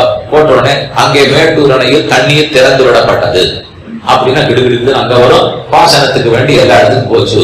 பார்த்துட்டே இருந்தா பாசனத்துக்கு நீர் போறவில்லைன்னா போடும். நான் விதைச்சு பட்டம் பார்த்து கூடவே உட்காந்து என்ன பண்ணி லாபம் இல்லை. அதுதான் சொல்ற, சமயோபனதஸ்தைவ சமயா உபனதஸ்தைவ பிரவாகைகி அனுகம்பே கிருத சம்பளவா தரித்ரி. தரித்திரி பெருமாள் பெரிய உழவர். அவர் இந்த ஜீவாத்மாவை விதைச்சு நல்ல பயிர் பார்க்கணும்னு ஆசைப்பட்டுட்டார். விதைச்சுட்டார். ஆனா சரியான சமயத்துக்கு தண்ணீர் விடலைனால் பயிர் வளராது இல்லையா? அந்த சமயத்துக்கு விட வேண்டிய தண்ணீர் தான் தயாதேவி. அவ நம்மள சரியான சமயத்துல நனைத்து விட்டால் அந்த நினைக்கிறதுனாலேயே நமக்கு நன்மை ஏற்பட்டுள்ளதுன்னு சொல்ற. சரணாகத சஸ்யமாலினியம் ரிஷசைலே ரிஷிவலம், ரிஷசைலம் தான் ரிஷிவலம், ரிஷசைல ரிஷிவலம் தீனோதி, அந்த பெருமானுக்கு ஆனந்தத்தை ஏற்படுத்துகிறாள்னு சொன்னது. அதுக்கு மேலே 2 முக்கியமான ஸ்லோகங்களாலே தேவியே நான் எப்படிப்பட்டவன் சொல்றேன். ஒரு பாட்டு ராமானுஜமுத்தந்தாதியில போஷம். நிகரின்னி நிர்ணயன் நீசதைக்கு நின் அருடங்கணன் நீ புகழொன்னு இல்லை அருட்டு மதுதே புகழ் உண்மையினோர் பகரும் பெருமை ராமானுஷா இனி நாம் பழுதே ஆகும் பொருளன் பயனிருவோமும் காணவில்லை. ராமானுஜர் தேடிண்டே வரலாம். நம்ம கருணைக்கு யார் விஷயமாவார்கள்? நான் தான். என்ன நான் தான் இருக்கிறதுலே நீச்சன். அதே மாதிரி நானும் தேடிண்டே போனேன். இந்த நீச்சனை காப்பாற்ற யார் வருவார்கள்? ராமானுஜர் தான். அதனாலே ஏதோ எனக்கு தான் உன்னை விட்டா கதி இல்லைன்னு நினைச்சுக்காதே. ராமானுஜரே உனக்கு என்னை விட்டா கதி இல்லைன்ற இது நியாயமே இல்லை சுவாமி. இப்படிதான் அவரை பார்த்து சொல்லலாமா? நான் இப்ப சீனிவாச பெருமாளை பார்த்து சொல்றேன், எனக்கு தான் உன்னை விட்டா கதி இல்லைன்னு நினைச்சுக்காத, உனக்கு என்னை விட்டா கதி இல்லை. ஏன்னு அவர் கேட்டார். என் அளவுக்கு மோசம் உனக்கு யாராலும் கிடைப்பான்? என் நாட்டை யாரு இருக்கு? அப்ப என்னை விட்டா உனக்கு கதி இல்லையே. அதைத்தான் இந்த ஸ்லோகத்துல சொல்லிக்கிறார்.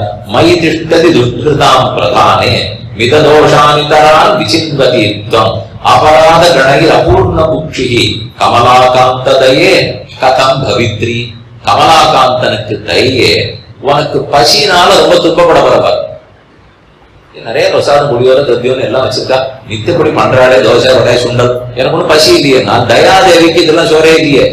இதெல்லாம் பெருமாளுக்கும் மகாலட்சுமிக்கும் சோறு, தயாதேவிக்கு சோறு. நான் பண்ண அபராதங்கிற குற்றம் இதைத்தானே அவர் இறக்கத்தால மன்னித்தாகணும். நான் தான் உலகத்திலேயே நிறைய குற்றம் புரிஞ்சவன். எனக்கு வயசாயிடுத்து, கொஞ்ச நாள் நான் போயிட்டேன்னு வச்சுக்கிறேன். அப்புறம் தயாதேவிக்கு பசி வந்துருவோம். என்ன சோறு போடுறதுக்கு நான் இல்லையே. என் குற்றங்களை தான் சோறா கொடுத்துருந்தேன். எனக்கு அடுத்தவருக்கு அவ்வளவு குற்றங்களே கிடையாது. அதனால சரி வர சோறு கொடுக்க மாட்டார். அப்ப தயாதேவிக்கு பசி தானே வரும். ஜாகிரதையா பார்த்துக்கோ, என்ன நிறைய நாள் வச்சுக்கோ, அப்பதான் உனக்கு நான் சோறு கொண்டே இருப்பேங்கிற. இப்படி கூடவா சொல்லுவார்கள்? இந்த மகான்கள்லாம் குற்றம் இருக்கிறவர்களானால் யார் இருந்தாலும் இந்த சம்சாரத்தில் இருந்த வரைக்கும் குற்றம் இருக்கிறவா. மயி திஷ்டதி துஷ்கிருதாம் பிரதானே, தவறு செய்துவதற்குள்ள முதல் நான் தான். மிததோஷான் இதரான் விசின்பதி, மத்த பேர்லாம் குறைச்செல்லாம் துன்பம் பண்ணவா. அந்த குறைச்செல்லாம் தப்பு பண்ணவாட நிறைய பாக்குற. நிறைய தப்பு பண்ண என்ன பாரு, அப்பதான் உனக்கு திருப்தியா இருக்கும். உனக்கேற்ற தீனி போட வேண்டாமா? அந்த தீனி என்கிட்ட மட்டும்தான் இருக்கு. நான் நல்ல தங்கத்தாம்பாளத்தை எடுத்து என்னுடைய குற்றங்கள் எல்லாம் அதுல வச்சு அதன் தலையில பட்டு பீதாம்பரத்தை போட்டு முழுடு பெருமாள் சன்னதிக்கு எடுத்துன்னு போவோம். இப்ப சாதாரணமா ஒரு மஞ்ச வாழைப்பழமாவே இருக்குன்னு கூட அதை கறந்து போட்டு எடுத்துட்டே போகாது. போனா எல்லாருக்கும் சரியாக மஞ்சள் பழம் வாங்கிட்டு போறாங்க விடுவோம். நல்ல ஒரு தட்டு, பழம் சுமாரா இருந்தாலும் தட்டா நல்லதா வாங்கி அதை வச்சு மேல் உத்திரியத்தை எடுத்து அதை முழுடுதோம். எடுத்து போறது பார்த்தா ஏதோ பெருசா எடுத்துன்னு போறா பொழுது அப்படின்னு நம்மளை பார்த்து எல்லாரும் செய்திக்க ஆரம்பிச்சுவோம். அதை போல அவர் தேசிகன் சொல்றார், என்கிட்ட இருக்கிற தப்பு எல்லாத்தையும் தங்க தாம்பாளத்துல வச்சேன். திருவேங்கடமுடையான் முன்னாடி போய் நின்னுட்டேன். நின்று தாம்பாளத்தை திறந்து அவளுக்கு மட்டும் தெரிகிற மாதிரி காட்டினேன். அப்பதான் ஊருக்கு புரிஞ்சுதுவோ இவர் பண்ண தப்பு எல்லாத்தையும் வச்சு எடுத்துன்னு வந்திருக்கா போட்டு, நம்ம எதையோ எடுத்துன்னு வந்திருக்கா நினைச்சிட்டு இருக்கேன். இப்படித்தான் உனக்கு சோறுட்டேன்னு கூறினார். இப்படி நான் மகாபாவி அகமஸ்தி அபராதானாம் சக்கரவர்த்தின்னு சொல்லுகிறார். அபராதங்கள் எல்லாவற்றிலும் நானே சக்கரவர்த்தியாக இருக்கிறேன். ஆகவே தேவி, இந்த சக்கரவர்த்திக்கு உன்னை விட்டால், உனக்கு என்னை விட்டால் யார் இருக்க போகிறார்கள்? அடுத்து சொல்றார், தது உதய தூலிகாபிகி அமுனா ரிஷசைல துஷா எதிபதி யாமுன பிரதுரையா பிரதயந்தி தயே ஜெகதிகிதம் நனஸ்துயி பரண்யசனாதிகம். பரண்யாசம் முதலானவர்கள் எல்லாம் ஒன்ன நம்பித்தான் பண்ணார்கள். ராமானுஜர் சரணாகதியை பத்தி பேசினார், பரண்யாசத்தை சொன்னார். நாதமணிகள் பேசினார், ஆடவன் தான் பேசினார். சரணாகதிக்கு அடிப்படை எது? அடி முதலே விளக்கிட்டேன். சரணாகதிக்கு உபாயம்னு சொல்லணும்னா இரக்கமே உபாயம். உம்மை பார்த்து இரக்கம்ன்றது என்னன்னு தெரிஞ்சுட்டு நீர் தான் உபாயத்துக்கு தான் சரணாகதியை பிரவச்சனம் பண்ணான். இல்லைன்னா ஞான யோகம் பக்தி யோகத்தை தான் சொல்லியிருப்பார்கள். அதை மாத்தி சரணாகதியே மோட்சம் பெற்றுக் கொடுக்கும் ஏன் சொல்றார்கள்? தயை மோட்சம் கொடுக்கும்னு அர்த்தம். அந்த இரக்கம் இருக்கிறதுனால்தான் அவர்கள் இப்படி பாடினார்கள். ஜெகதி ஹிதம் ந நஸ்தயி பரண்யசனாதிகம். தேவரீரிடத்திலே ரக்ஷாபரத்தை வச்சுடலாம். நீர் கண்டிப்பா யாரையும் விட்டு கொடுக்க மாட்டீங்கிற நம்பிக்கையிலே தான் ராமானுஜரோ யாமுனாச்சாரியரோ பாடினார்கள் போலும். கடைசியில ஒரு ஸ்லோகம் மட்டும் சொல்லிட்டு முடிச்சுட்டேன். ரொம்ப ஆச்சரியமா சாதிக்கிறார். இது ஒரு சமத்காரமான ஸ்லோகம்னு வச்சுக்கோங்க. சொல்றது க்ஷண விலகினா சாஸ்திரார்த்தானா பலாய நிவேசித்தே சுர பிதிருகணே நிர்வேசாது பிராகவி பிரளயம் கதே. நான் ஒரு யாகம் பண்றேன்னு வச்சுக்கோ. பிதர்களை குறிச்சு பண்ணதா இருக்கலாம், தேவர்களை குறிச்சு பண்ணதா இருக்கலாம். பண்ணது இப்பவே முடிஞ்சு போடும். நான் பண்ண யாகம் முடிஞ்சு போடும், பண்ண தபசு முடிஞ்சு போடும். அந்த தேவர்களாவது நித்தியமா இருப்பாடா? பிரம்மாவுக்கு ஆயுள் முடிஞ்சதுன்னா தேவலோகமே போயிடும். பூகு புவகா சுவகா இருக்காது. பிதற்களை அழிச்சு போடுவா, தேவர்கள் அழிச்சு போடுவா. நான் பண்ண கர்மம் மட்டும் இருக்கணும். எனக்கு இன்னும் பலன் கிடைக்கலன்னு வச்சுக்கோ. பலம் கொடுக்க வேண்டிய தேவர்களே போயிட்டாள. அப்ப யாரு எப்படி நான் பலத்தை பெறுவது? நான் பண்ண நல்லதுக்கு உண்டான பலம் கிடைச்சிருக்கணுமா இல்லையா? அதுக்குத்தான் தேவர்களும் பிதர்களும் நித்தியமா இருக்கணும். பலத்தை எப்பவும் கொடுக்கறதா இருக்கணும். இந்த பிள்ளைகிட்ட நல்லெண்ணத்தோட இருக்கிறதா இருக்கணும். தயா, திருவேங்கடமுடையானுடைய தயை நித்தியம். எல்லாருக்கும் பலத்தை கொடுத்தே தீர்வாள். அதனால தேவர்களும் பிதர்களும் கூடி ஒரு கூட்டம் போட்டலாம். போட்டுட்டு பொதுவா யாராலும் கைது பண்ணிட்டாள்னு வச்சுங்களேன், அதுக்கு ஜாமீன் கொடுக்கறதுன்னு ஒண்ணு இப்பெல்லாம் நிறைய பேச்சாது. எங்க பார்த்தாலும் அதுதான் பேச்சாவே இருக்கு. அது ஒண்ணு சாமானியப்பட்ட வாழ்க்கையில ரொம்ப பெரிய பெரிய மனுஷாவை பத்தி அதே பேச்சாவே பேசிட்டு இருக்கான். இது நமக்கு வேதாந்த தேசியம் இங்க ஜாமீனை பத்தி சொல்லிருக்கான். இங்க எல்லாம் உண்டாங்க, இது வேற மாதிரி அந்த மாதிரி கிடையாது. இதை அவர் சொல்றது எல்லாம் பிதர்களுக்கும் தேவர்களுக்கும் நாம் இருக்க மாட்டோமே, நாமே இல்லாட்டாலும் இவனுக்கு எப்படியாவது பலத்தை கொடுத்தாகணுமே அப்படின்னு தயாதேவியை ஜாமீனா வச்சுருவோம். வச்சுட்டா அவ நித்திய மூல்யம். அப்ப நாம கச்சுட்டா முடியும். ஜாமீன் தொகையை கட்டிட்டு அதுக்காக யார் கையெழுத்து போடுறதுக்காக வராளோ அந்த கையெழுத்து போட்டு நீதிமன்றத்தில் கொடுத்தா போயிடுவாங்க அப்படின்னு அனுப்பிச்சு விட்டுறாளோ. அத போல தேவர்களும் பிதர்களுக்கும் வெளியில போனோம். அவர்களால் இருக்க முடியாது. அதுக்கு பிணைத்தொகை வச்சாகணும், ஜாமீன் வச்சாகணும். தயாதேவியை ஜாமீனுக்காக வச்சுட்டோம். நீ பார்த்துக்கும் நாங்க போயிட்டு வரோம் அப்படின்னு அவரிடத்துல ஒப்படைச்சுட்டு போயிட்டான்னு சொல்றோம். சுரபிதிர்களே நிர்வேசாது பிராகவி பிரளயம் கதே பிரதிபவமித வியாசத்துஸ்தம் கிருபே நிருபப்ளவாம். ஏனால் மத்த பேரெல்லாம் பலன் கொடுக்க வரும்போது தடுக்கிறதுக்கு ஆள் இருக்கலாம். தயாதேவி பலன் கொடுக்க வரும்போது தடுப்பதற்கே ஆள் கிடையாது. அதனால பிணைத்தொகையாக வச்சுட்டு பிரதிபுவம்னு கொடுக்க, அதான் ஜாமீன், எதிர் ஜாமீன். பிரதிபுவம்னா எதிர் ஜாமீன் தொகையா வச்சுட்டு தங்களை விடுதலை ஏற்படுத்தி கொண்டு சென்று விட்டார்கள். அப்ப தயாதேவி பெருமானிடத்தில் இருக்கக்கூடிய முக்கிய குணம். பாக்கி எல்லா குணங்களும் அவளால் தான் விளக்கத்தை பெறுகின்றன. யாரிடத்தில் அவள் பிரவகிப்பாள்? நீச்சர்களை முதற்கொண்டு உஜ்ஜீவனத்துக்கு வழிகாட்டாமல் போக மாட்டாள். நேர நாம பெற முடியுமா? ஆச்சாரியர்கள் மூலம்தான் பெற்றாக வேண்டும். அந்த தயையாலே பெருமான் என்ன செய்தார்? உலகத்தை படைத்ததும் அதனால்தான், சாஸ்திரங்களை கொடுத்ததும் அதனால்தான். அந்த தயைக்கு நாம் பாத்திரந்தானா என்றால் அபராதங்கள் மொத்தத்தையும் போக்கக்கூடியவளாகவே தயாதேவி இருக்கிறாள். அந்த தயையை பிணையாக வைத்து தேவர்கள் பிதர்கள் யார் பண்ணாததையும் தயாதேவி நமக்குன்னு பண்ணி கொடுக்கிறாள். இது ஸ்ரீனிவாச பெருமானுடைய தயை. ஸ்ரீனிவாச தயான்னு சொல்லும் போது நடுவில் இருக்கிறவர் நிவாசன், இந்த பக்கம் இருக்கிறது மகாலட்சுமி ஒரு தேவி, இந்த பக்கம் இருக்கிறது தயாகர் மற்றொரு தேவி. ஸ்ரீதேவி நாச்சியாரை ஒரு புறத்திலேயும் தயாதேவி நாச்சியாரை மற்றொரு புறத்திலுமாக கொண்டு ஸ்ரீனிவாச பெருமான் அனைவருக்கும் அனுகிரகம் பண்ணிக்கொண்டே இருக்கிறார். ஒழிவில் காலமெல்லாம் உடனாய் மன்னி வழிவிலா அடைவு செய்ய வேண்டும்னா தெளிவலரவி திருவேங்கடத்து எழில்கள் சோதி எந்த தந்த தந்தைக்கே நாழ்வார் கோஷம். அந்த ஸ்ரீனிவாசனுடைய கைங்கரியம் இங்கு கூடியிருக்கும் அனைவருக்கும் நீங்காத செல்வமாக எப்போதும் கிட்டட்டும். இரக்கம் இனிமை ரெண்டும் கிட்டட்டும் என்று தயாதேவிக்கு பல்லாண்டு பாடிக்கொண்டு இந்த அர்த்தங்களை எல்லாம் காட்டின ஆச்சாரியர்கள் திருவடிகளும் வாழி வாழி வாழி என்று பாடிக்கொண்டு வந்திருந்த உங்கள் எல்லாருக்கும் பல்லாண்டு பாடி விடாம ஆண்டுதோறும் வரைச்சே நடத்தி கொண்டிருக்கிற இந்த பள்ளியார், இந்த கல்லூரியார், அவர்களுடைய நிர்வாகம் எல்லாருக்குமே அவ குடும்ப க்ஷேமலாபத்துக்கும் படிக்கிற பிள்ளைகள் எல்லாரும் மேலும் நன்னா படிக்கணும், எல்லாரும் பயன் பெற வேண்டும் என்பதற்காகவும் திருவேங்கடவருடைய திருவடிகளிலே பிரார்த்தித்து அமைகிறேன். சிவகாந்தாய கல்யாண நிகழ்த்தினா ஸ்ரீ வெங்கட நிவாசாய ஸ்ரீனிவாசாய மங்களம். ஒரு ரெண்டு சின்ன அறிவிப்பு மட்டும் பண்ணணும். இந்த விஜயதசமி அக்டோபர் மாசம் 12ஆம் தேதி அன்னைக்கு விஜயதசமி. அது முடிஞ்ச உடனே அடுத்த நாள் 13ஆம் தேதி இந்த ஊர்ல இருக்கிறவாளுக்கு சொல்றேன், கிளம்பி ஒரு 2 யாத்திரை ஏற்பாடு பண்ணிருக்கோம். ஒன்னும் பஞ்சத்வாரகை மற்றும் புஷ்கர யாத்திரை. டாகூர் துவாரகா, பேட் துவாரகா, கோமதி துவாரகா, காங்க்ரோலி துவாரகா, நாத துவாரகா, மூல துவாரகா, நாத துவாரகா, இந்த 5 துவாரகைகளை சேவிச்சுட்டு புஷ்கருக்கு போய் சேவித்துக் கொண்டு நடுவுல பிராபாச கஷேத்திரம், அங்கதான் கண்ணன் பரமதத்துக்கு கிளம்பின இடம், இவை எல்லாத்தையும் சேவிச்சுக்கிறது 6 நாட்கள் ஏற்பாடு பண்ணிருக்கோம். 14, 15, 16, 17, 18, 19 6 நாட்கள். அது மட்டும் வருபவர்கள் வரலாம். இல்லை என்றால் 19ஆம் தேதி முடிஞ்ச உடனே 20ஆம் தேதி அன்னைக்கு புஷ்கரத்திலிருந்து கிளம்பி நேர பிரயாகராஜ் திரிவேணி சங்கமத்துக்கு வண்டி பிடிச்சு போடலாம். அது ட்ரெயின்ல போறோம், இல்ல பிளைட்ல போறவர்கள் போகலாம். அங்க போய் ஒரு நாள் தங்கணும். 23ஆம் தேதி அன்னைக்கு அங்க யாத்திரை ஆரம்பம். 23ஆம் தேதி அன்னைக்கு திரிவேணி சங்கமத்துல ஸ்நானம். 24ஆம் தேதி அன்னைக்கு நைமிஷாரண்யத்துல சேவிச்சுக்கிறோம். 25, 26, 27 இந்த 3 நாட்களும் அயோத்தியில் தங்கி ஒரு நாள் ஸ்ரீராம ஜனன உற்சவம், அடுத்த நாள் சீதா கல்யாண உற்சவம், அடுத்த நாள் ஸ்ரீராம பட்டாபிஷேக உற்சவம். பெரிய பஜன வித்வான்கள்லாம் வர இருக்கா. தெற்கேந்து கும்பகோணம், திருச்சேரை, அந்த பக்கத்துல இருக்கிறதுல இருந்து அர்ச்சக சுவாமிகள்லாம் எழுந்துள்ளி நேரையே பட்டாபிஷேகமும் ஆண்டாள் கல்யாணமும் அந்த சீதா கல்யாணமும் பண்றதா இருக்கா. எல்லாத்திலையும் நீங்களும் கூடியிருந்து கூட வந்து கலந்து கொள்ள வேண்டும் பிரார்த்திக்கிறேன். அதுக்கு வேண்டிய தகவல்கள் எல்லாம் நீங்க வேணும் வாங்கிக்கலாம். இல்லைனாலும் kinchit.org kinchit.org kinchit.org இல்ல kinchitdharmam.org kinchitdharmam